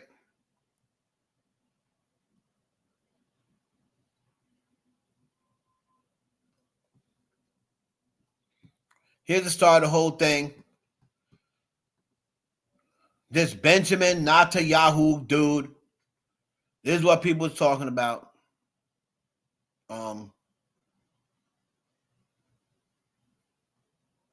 So everybody on Twitter, you can actually comment, right? I seen somebody from Twitter comment yesterday. Everybody on YouTube, everybody on Twitch, everybody on Twitter, I would like you to comment on this. Give a 1 in the chat if you say no big deal that she fired, that she followed this dude. And a 2 if you do think it's a big deal based on who he is. Now, there's a lot of people saying, oh, I don't care. Only thing I care about is the music she makes. But it's kind of hard, right? You know, it's kind of hard to say, oh, this doesn't really matter when you see what's going on in the world right now, right? So put a 1 in the chat if you don't care. Not a big deal to you that she is doing what she's doing, that she's following the Prime Minister of Israel, that she's pretty much backing Zionists and people that say these people preach apartheid and stuff like that. Put a 2 in the chat if you do think it's a big deal. You know, Nicki Minaj is a black woman from the Caribbean. You know what I mean? Like, what are you doing, sis? Like, what are you doing? It don't really, you know, a lot of them say, oh, what about Kim Kardashian? Kim Kardashian's white. Well, what do we care about her? Don't give a damn if Kim Kardashian doing, oh, Kim Kardashian, such and such and such. I don't give a damn about Kim Kardashian do it. She white. Kim Kardashian's cool, but at the end of the day, she's not black. She's not black. A lot of these things you expect white folks to do anyway. But when she's talking about Nigerians and Nigerians being Christians, okay, so Jocelyn said it's a big deal. Ms. Queenie said it's not.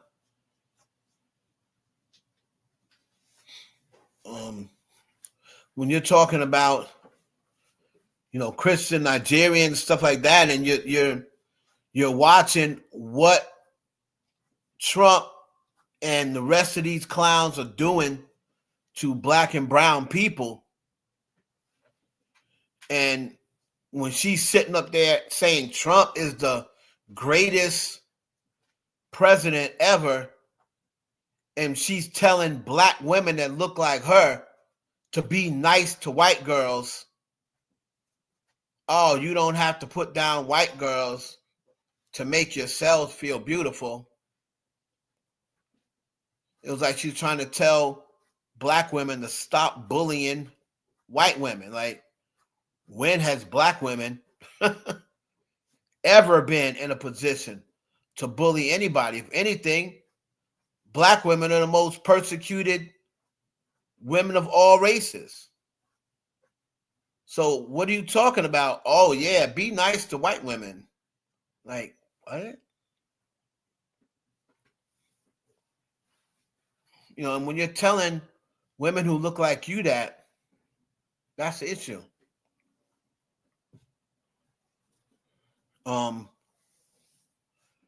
But then there's some that just say, oh, well, I only care about her music or whatever. But that's not true, because if y'all only cared about the music, that means you would not be saying anything other than what had to do with music. Y'all support her when she comes on and gets at people, drags people. Y'all have laughed. Y'all have talked about different things about her that she's done. It has not always been about music.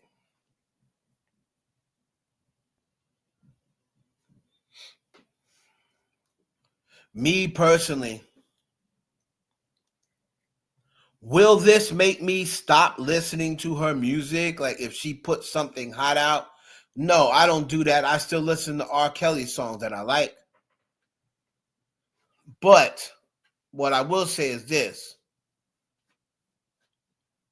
For the times and for her being what she's doing and what R. Kelly is doing is two totally different things.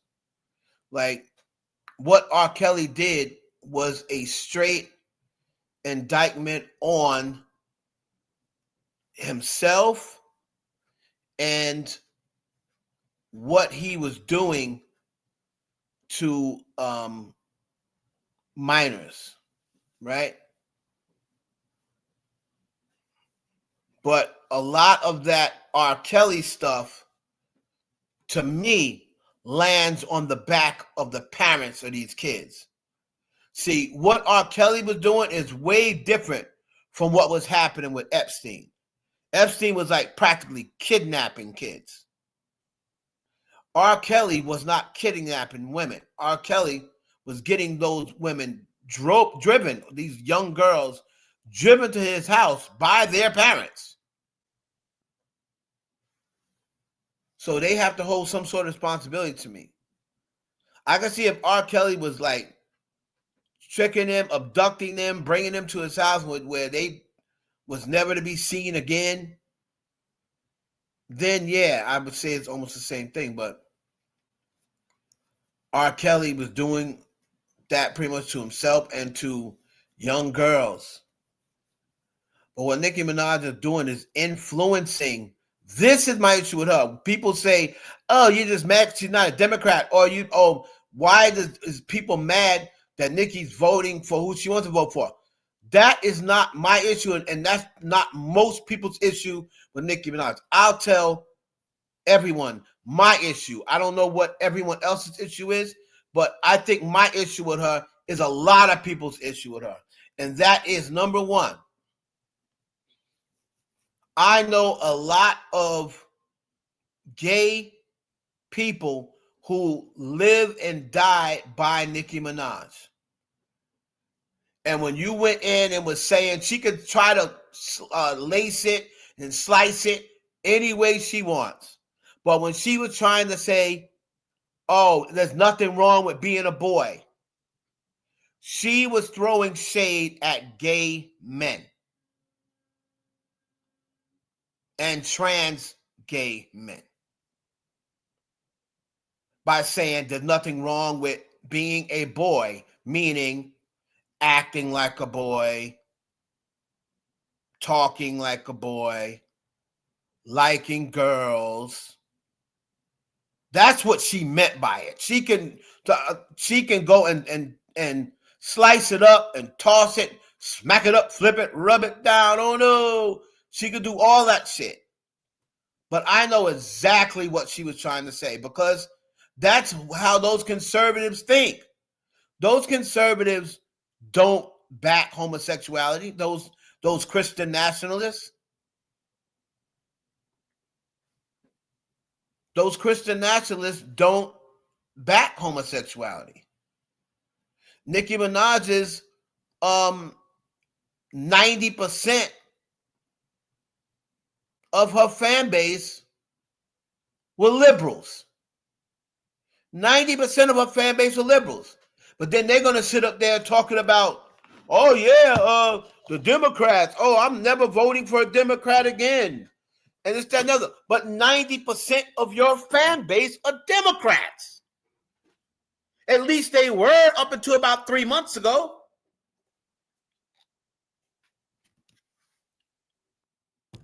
So why has it been okay to be a Democrat all these years?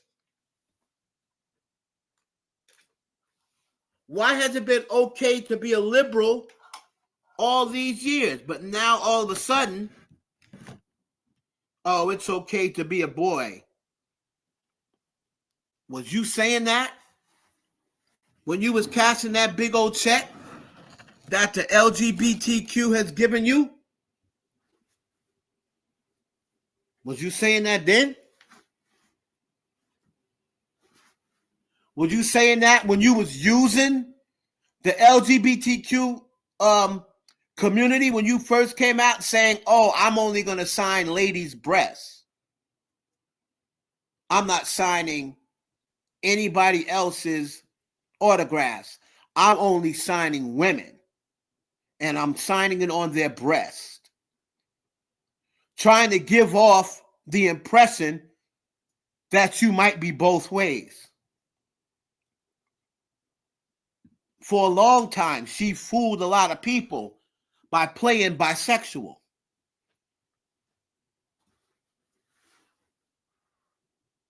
So was it okay then? Was it okay then to not be a boy? And my main issue is, I'm sorry, not the barbs like Darius, not the barbs that mess with me. A lot of you Bobs, y'all act like you can't even think for yourselves. Y'all act like, oh, whatever Nicki said, like Nicki's your mother. Oh, whenever Nicki says goes. If Nicki tells us to this, that, and the other, we'll do it. If Nicki tells us to go after these people, we're going to do it. If Nicki says it, y'all act like that's your mama. And if she says don't vote Democrat, vote for Trump, then all of a sudden you see all these Bobs posting Trump. Do y'all not see the condition he has the country in? Do y'all not see what he's being accused of in the Epstein files? Do y'all not see the racism and the hatred and the division that he pushes on a daily basis? And just because Nicki Minaj said vote for him, y'all gonna go out and vote for him, not because he's doing the best job, but because she told you to. And what's gonna wind up happening is you're gonna put him back in, you're gonna put Republicans back in office because she said do it, and not because it's the best thing for the country. That's where my problem runs in with her. See, because Taylor Swift endorsed Kamala Harris. But what did Taylor Swift say? Taylor Swift said, I'm not telling you who to vote for. I'm just telling you who I'm voting for. You guys can vote for who you want. Do your own research. I'm not here to tell you who to vote for. But I'm endorsing Kamala Harris. Nicki Minaj said, don't vote for Democrats. So she's using her influence to influence most of her people who probably, and what did I see? Oh, I never voted for poor. I never cared to vote. But now Nicki said don't vote for Democrats and to vote for Trump. So I'm going to go vote for Trump. So just because she said do it, they're going to put him in, and they don't know what the hell's going on. Most of these damn Bobs living home with their parents, ain't got no damn bills. Their parents is paying rent. They probably ain't got no families of their own. So they could care less what happens to the country.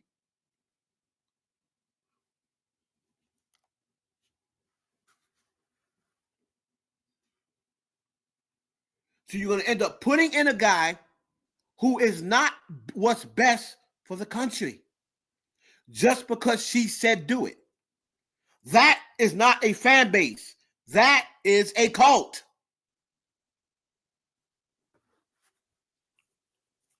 A fan base is somebody who likes your music and supports you. But if you're doing wrong,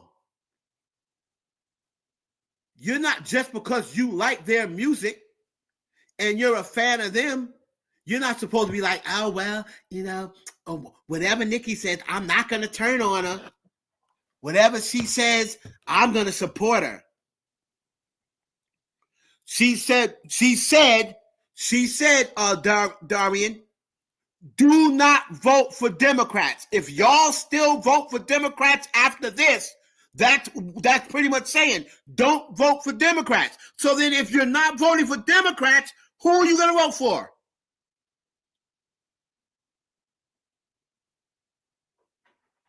If y'all still vote for Democrats after this, you're crazy. There's only two choices.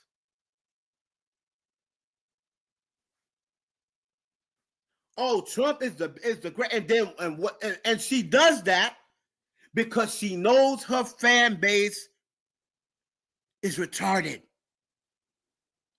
Not all of them, but a lot of them.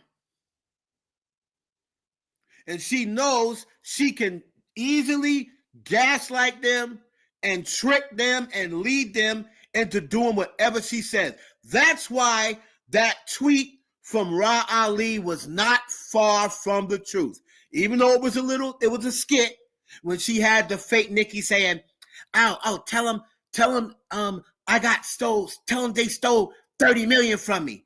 They stupid. They gonna believe anything I say.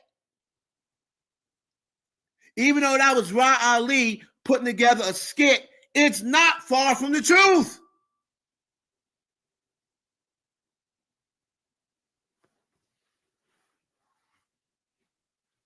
She's got a fan base going around saying Jay-Z just needs to pay Nicki. So you're going to mean to tell me Nicki Minaj, who's a very intelligent woman, right? Nicki Minaj is a very intelligent woman. Nicki Minaj is a millionaire, right? Nicki Minaj has accountants. She has people working for her. So you're going to tell me somebody owes Nicki Minaj $100 to $200 million. Legitimately owes her $100 to $200 million, right? Then Ra Ali, a regular smegular degular person, stole $30 million from her, right? Then this other bum that she had work with her, she said he stole her credit cards. And she has proof that it was him. So you're going to mean to tell me Jay-Z legitimately owes her $100 to $200 million. Ra Ali stole $30 million from her. And this other bum stole her credit cards and up to $3 million. And she has proof of all that. And she hasn't taken none of them to court. She hasn't called the police on Ra Ali. She hasn't sued Ra Ali. Had Ra Ali arrested for theft. Sent Jay-Z to court to get back her $100 to $200 million. And she said Live Nation also owes her money. Then why ain't she in on this lawsuit? If Live Nation owed her money, you see the people against Ticketmaster and the people that some of the people that said they got gypped for paying too high tickets. Why isn't Nicki Minaj in that lawsuit saying, yeah, and they didn't give me all my tour money?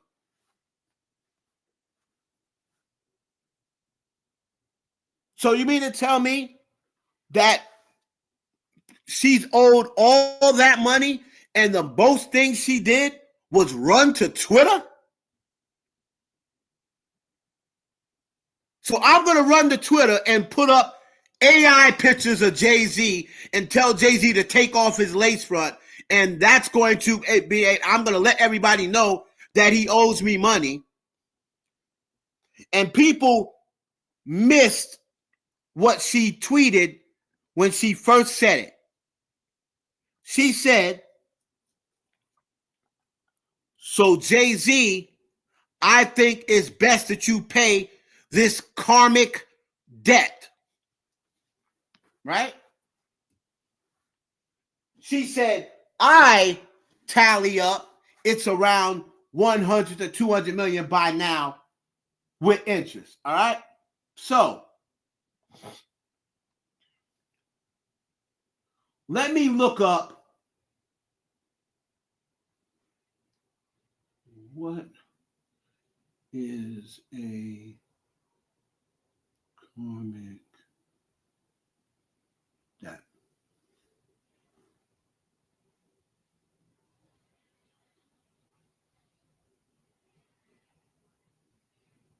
So,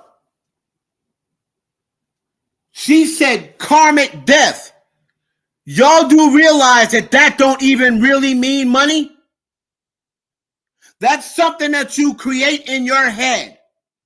A karmic debt is a spiritual concept referring to unresolved negative actions, lessons, or choices from past lives that repeat as challenges in a current lifetime.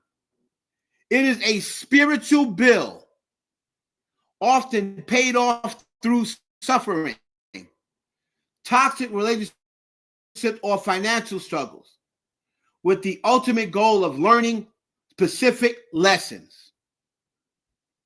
So she ain't even really saying that he owes her 100 to 200 million. She feels as though to pay back the karmic debt, that's what he should give her.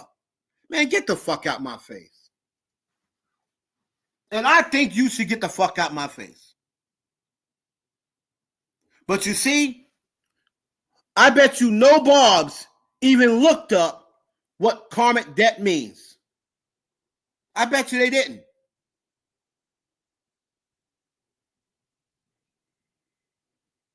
I bet you they never even looked up when she said karmic debt. They just said, oh, JG, you need to pay this woman.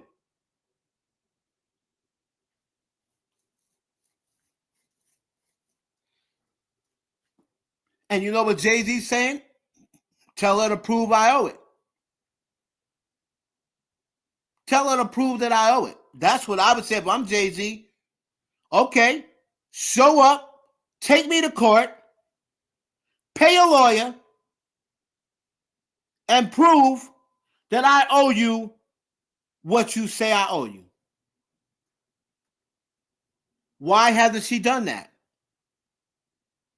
Because she just wants to gaslight and have her fans constantly harassing Jay-Z, Beyonce, Rock Nation.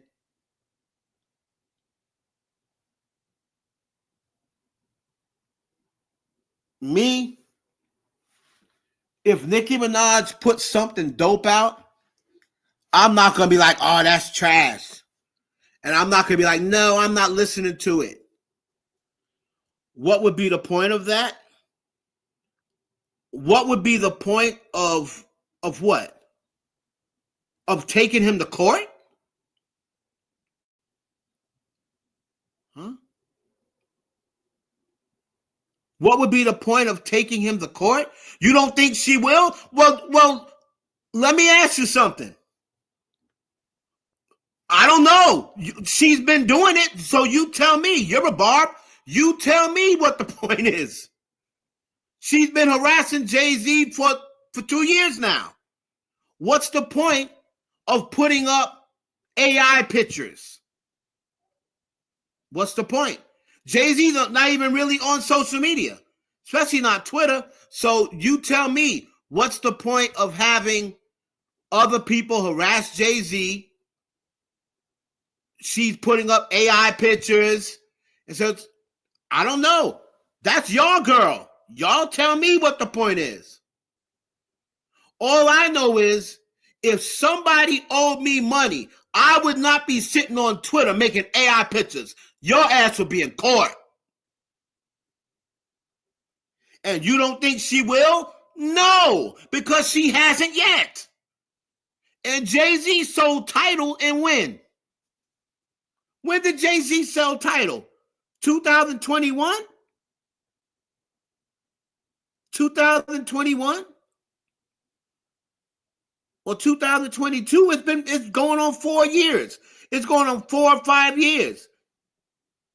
And if she says she owes him that money, that means he's owed her that since he sold Tidal. She ain't took him to court yet. What's she waiting on?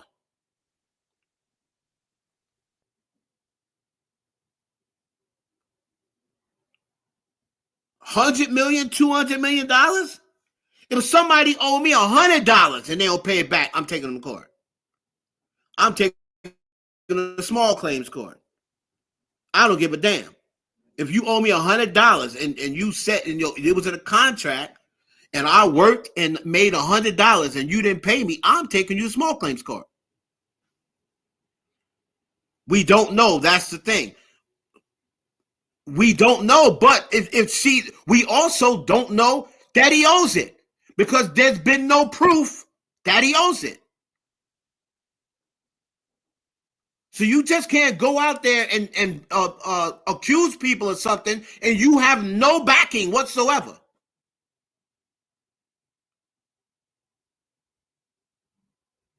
That's not the way it works, because you're never going to get whatever you say that you're owed. How do you expect to get it if you don't got no proof? It's been 5 years. Nicki Minaj has been saying she's going to sue people ever since that Daily Mail journalist. Nicki Minaj has said she was going to sue about 6 or 7 people. She ain't sued yet. She hasn't sued yet. She's not suing these people. She just said she was going to sue this dude from Nigeria because he posted a public picture. You can't sue him. I mean, a public video. You can't sue him. You can only make him take that video down. That's it. Because the video was not a porn video. It wasn't a X-rated video. It was just a simple video of her in a bikini that she had posted before. So that's a public video. But she said, oh, did you have permission to use this video on your platform? Yeah, you gave me permission when you made it public. Now, if she says take it down, he can be a nice guy and say, you know what, I'll take it down. Or he could be a dick and say, I ain't got to take it down because it's public. But she can't sue him for that. And what she's really mad about is him saying you're old. She don't give a damn that he used the video, because he could have used a regular photo and said the same thing and she still would have been mad. She was mad because he said you're old and you need to retire. That's an opinion. You can't sue somebody for that. Like I said, everybody thinks, and I'll continue to say it, and Bobs can get mad, but it's the truth. Ever since Cardi B sued Tasha K and won, everybody thinks they can beat Cardi B. That's all you hear. Oh, she should sue. Oh, she should sue. Oh, add him to the defamation. You're not going to win. Cardi B barely won. And the only reason Cardi B won is because she showed up at court with medical records. And Tasha K had no proof that Cardi B had an STD at the time that she made the comment. That's the only reason why Cardi B won. Because if Cardi B would have showed up at court and she didn't have no medical records, and they'd be like, okay, so can you prove that you didn't have an STD? Well, no, I don't have no, but she can't prove that I have one either. And they're going to still say, that's not good enough. So that's not defamation.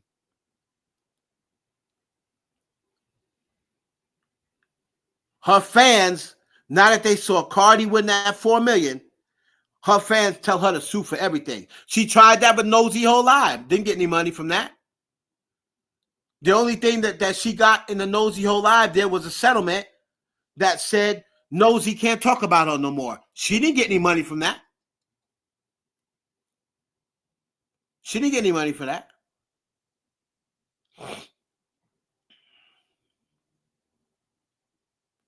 And then Nosy just sat back for maybe like 2 weeks and then started talking about it again and called it, said she was on coke again. She said she was going to sue Jason Lee. Never sued him. Said she was going to sue the dude in the Daily Mail. Didn't sue him. Tasha K said that she told her that Ra Ali stole $30 million. She ain't sued Ra Ali. The other dude, she said he was the one to steal the credit card after Cardi B said the husband stole the credit cards. But then she said this guy stole the credit card. Well, if you know he stole the credit cards and you got proof, why ain't you in trouble? Why ain't you get arrested? Why you ain't take him to court for your money? She always says, check the dockets, check the docket. Well, I've been checking the dockets, Nicki, and I haven't seen nothing with your name suing anybody. But she's so quick to talk about everybody else's lawsuit. Listen, until she drops some papers, she just blowing smoke. And Jay-Z and nobody and that people over there just gonna laugh at her. You blowing smoke. If I owe you money, show the world. Show me. Get me in court. You see that's the only way Jay-Z gonna respond. Tony Busby put a lawsuit against him. Jay-Z responded. Piers Morgan is a big platform. He bought Jaguar right on. Jay-Z and Beyonce responded. So you can do all the memes and all the online jokes. You see, he ain't never responded to 50 Cent. He didn't respond to Kanye West, and Kanye West was talking about his kids. He didn't respond to Kanye West. So the Barbs, everybody can, she won't take her foot off Jay-Z neck. How she got her foot on Jay-Z neck? It ain't costing him nothing. So how does she have his foot on his neck? Online making jokes? Okay. That ain't costing Jay-Z no money. And they ain't going to give you no money from him. I said, if she put out music and the music is hot, I'm going to say the music's hot.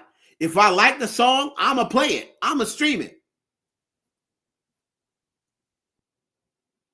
I can separate, the music, but I'm not going to be championing somebody who, to me,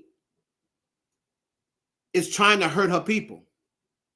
Or she sees her people getting hurt and she's siding with the oppressor. I'm not rocking with people like that. Those are what I call coons. Those are the distinct definition of a coon. And I don't rock with coons.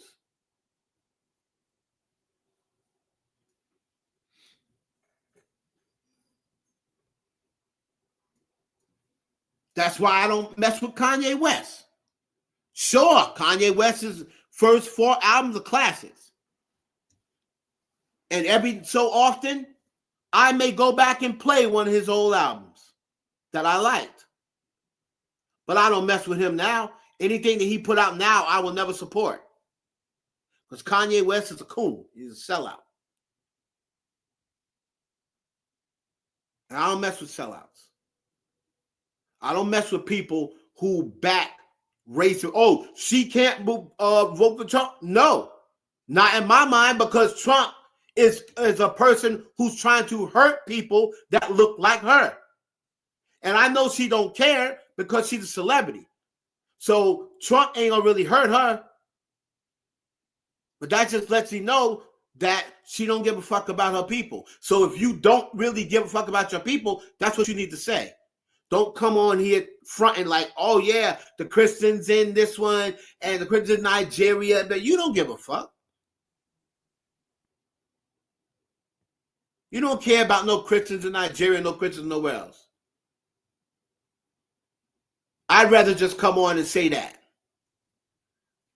It's the same thing with Trump supporters. I'd rather y'all just say, I voted for Trump because he's racist, and I'm racist.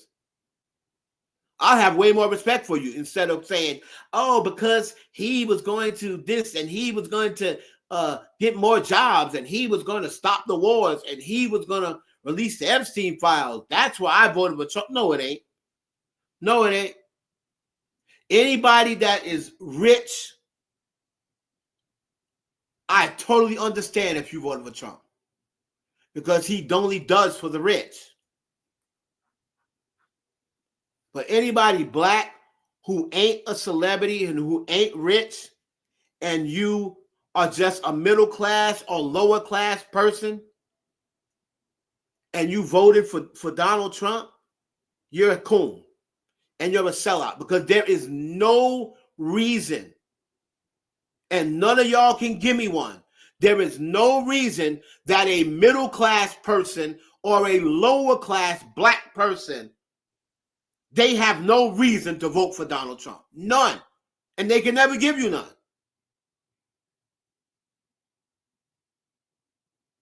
If you're rich, I vote for Donald Trump because I can't lie.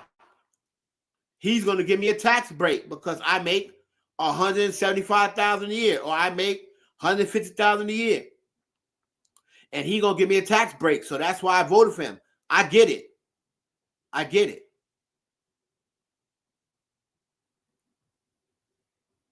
But if you black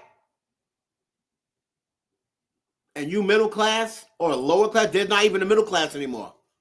You lower class black and you ain't rich, you're not a millionaire. And after you see all the things that he says and does to try to hurt black and brown people, and you still vote for him, you a coon. And I don't rock with coons. Your boy Heaven Hollywood. Y'all make sure y'all like. Make sure you send the stream to 2 people. Just let them know, man. Add me on Twitch. It's Heaven Hollywood, twitch.tv, Heaven Hollywood. Thank to my moderators. Thank to my people out there. Once again, shout out Michael B. Jordan. We're going to be back tomorrow, man. Probably 8 o'clock, maybe. Yeah. 8 o'clock, we should be back tomorrow. All right, hold on. Let me see something here. Boom. Join the Patreon. Make sure we there's videos on that Patreon that YouTube will not allow me to show. So that's the reason why I started the Patreon, because I have like the Illuminati videos, the behind the scene videos that they won't allow me to touch, Epstein files, Hefner files, the essay cases with people, right?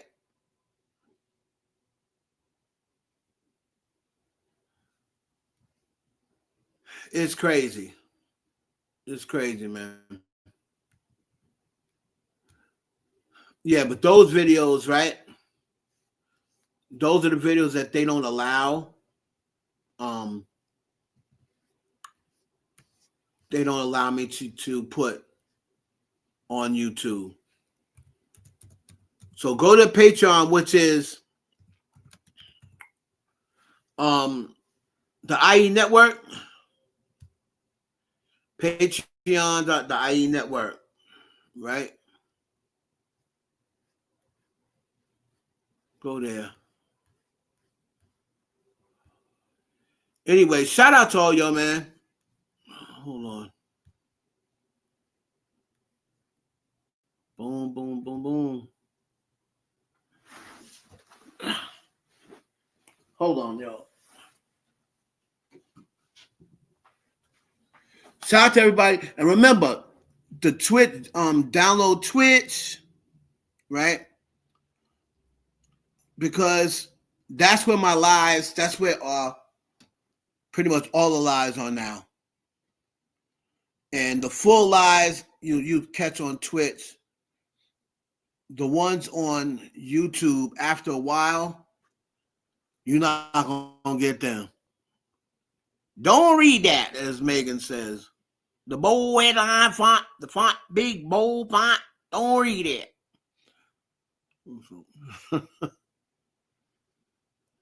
But, again, man, I'm all for, and I've said plenty of times before, and this goes for Nicki Minaj or anybody else. I'm not for somebody getting anything stolen from them. I don't care if it's Nicki Minaj. I don't care if it's whoever.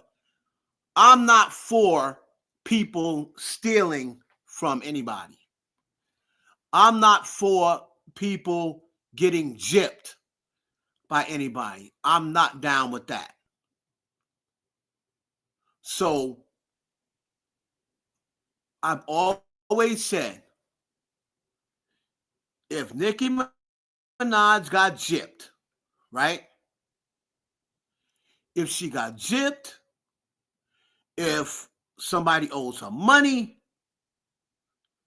by all means, yo, take them to court and get your money. Take them to court and get your money. I want her to get her money if she is owed that amount of money. You know what I'm saying? Sexy, shout out, shout out. Are we really looking for them too? Do they really give a fuck about people? No, it's not a point of whether they give a F about people. But there are some celebrities, right, that even if you don't care or give back to people, there are some celebrities out there with a heart, right? They are still people. And when it comes down to just people in general, I don't give a damn if you're a celebrity or not. Be kind to people and emphasize with people. Because just because you got money, that don't mean you're going to die with that money. And that don't mean you can't go broke. Because when you don't have a good heart, eventually you're going to lose that. Right? So it's not a point of whether we're looking for them to be nice. No, I'm not looking for anybody to be nice, but I'm also not looking for you to try to endorse people who's doing harm to me. I'm definitely not looking at that, especially if I supported your music in the past. I would not expect you to endorse someone who's trying to do me harm, right?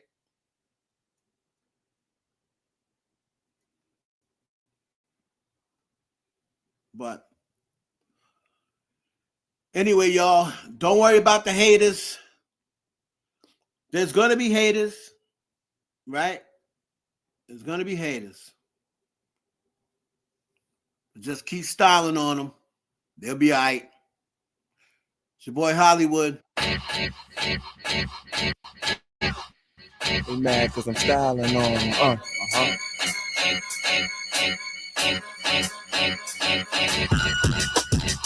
Oh. What up, Nick? You mad, huh? Oh no, it's them again.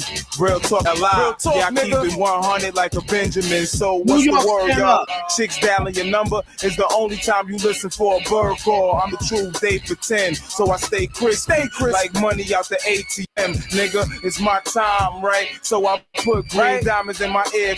Cause I'm always in the limelight, you might as well roll with me. Cause I can upgrade you, but it's nothing like Hov and B. Main reason why I used to watch them slowing niggas down. Something like Michael Watts. Catch me any day, fly. Ball a nigga, I might make the cover of the next NBA Live. They like Nicki you styling now, and you click like Dip say. I keep a 40 cal around. I know you hate the way the money keeps piling on. See the outfits, 50,000. No, you don't like that, nigga. You see the 40 cal is on. They mad cause I'm styling on them. Hempstead, my niggas be wildin' on them. Him, you just stand up. Like the pound is on them. Other nigga rap shit sounding boring. What? They mad cause I'm styling. You're dumb too low, you need to stack more. A Toronto jersey is the only time you ever see a rap tour. Yeah, we got a problem, homie. Just pop with your bitch. You can smell a condom on me now. Who live is that? I'm doing the whip with the same shoe size as Shaq. Think niggas a target. The V should have handicap plates. Wow. Cause the whip looking retarded. I don't really mean the floors too much, but niggas getting gassed up. And the shit costs too much. Your boy Nicki gon' start the streets. The stones in the chain, blue white, something like New York police. Yeah, style when it's need to be. But you rappers actors putting out albums with DVDs, never see Nick Graham, but they gonna hate Dawn, but with the hammer, I'm the real nigga. Make the way the money keep piling on. I know you don't like that, nigga. Couple thousand on and act up, and you see the 40 calories on them. Why? They mad cause I'm styling on them. Hempstead, my niggas be wildin' on them. Slow it down, you would swear like a pound is on them. All these other niggas rapping sound boring. Watson, what up? They mad cause I'm styling on. I show you niggas how to stretch O's, cause I'm known to style. And it's not just the jewelry and the fresh clothes. I let the heat spray. The E's on my jeans are beats. You'll stand for a Nietzsche. So come harder, yo. I'm like the money in my pocket. Cause we both hard to fold. I show you niggas what cash do. But you can find out I'm still keeping it gangster. Just like that. I'm on the run from a cell. So I thought I'd make bad magazine before double excel. Man, niggas better stack their chips. The arm like a car crash. See the way I wrap the wrist, I'm still thugging to the casket dip. You would think that my gun rhyme when you hear the ratchet spit. Niggas know what I'm about. My 9 do the chicken noodle soup. I let it rain, then I clear it out. I hate the way the money keep piling on them. See the outfits, flip a couple seconds. Hate me now, nigga. See the 40 calories on them. What? I'm styling on them. Hempstead, my niggas be wild. Styling them niggas, man. Me too. Like a pound is on them. All these other niggas rap shit sounding boring. What? They mad cause I'm styling on them. Word up, man.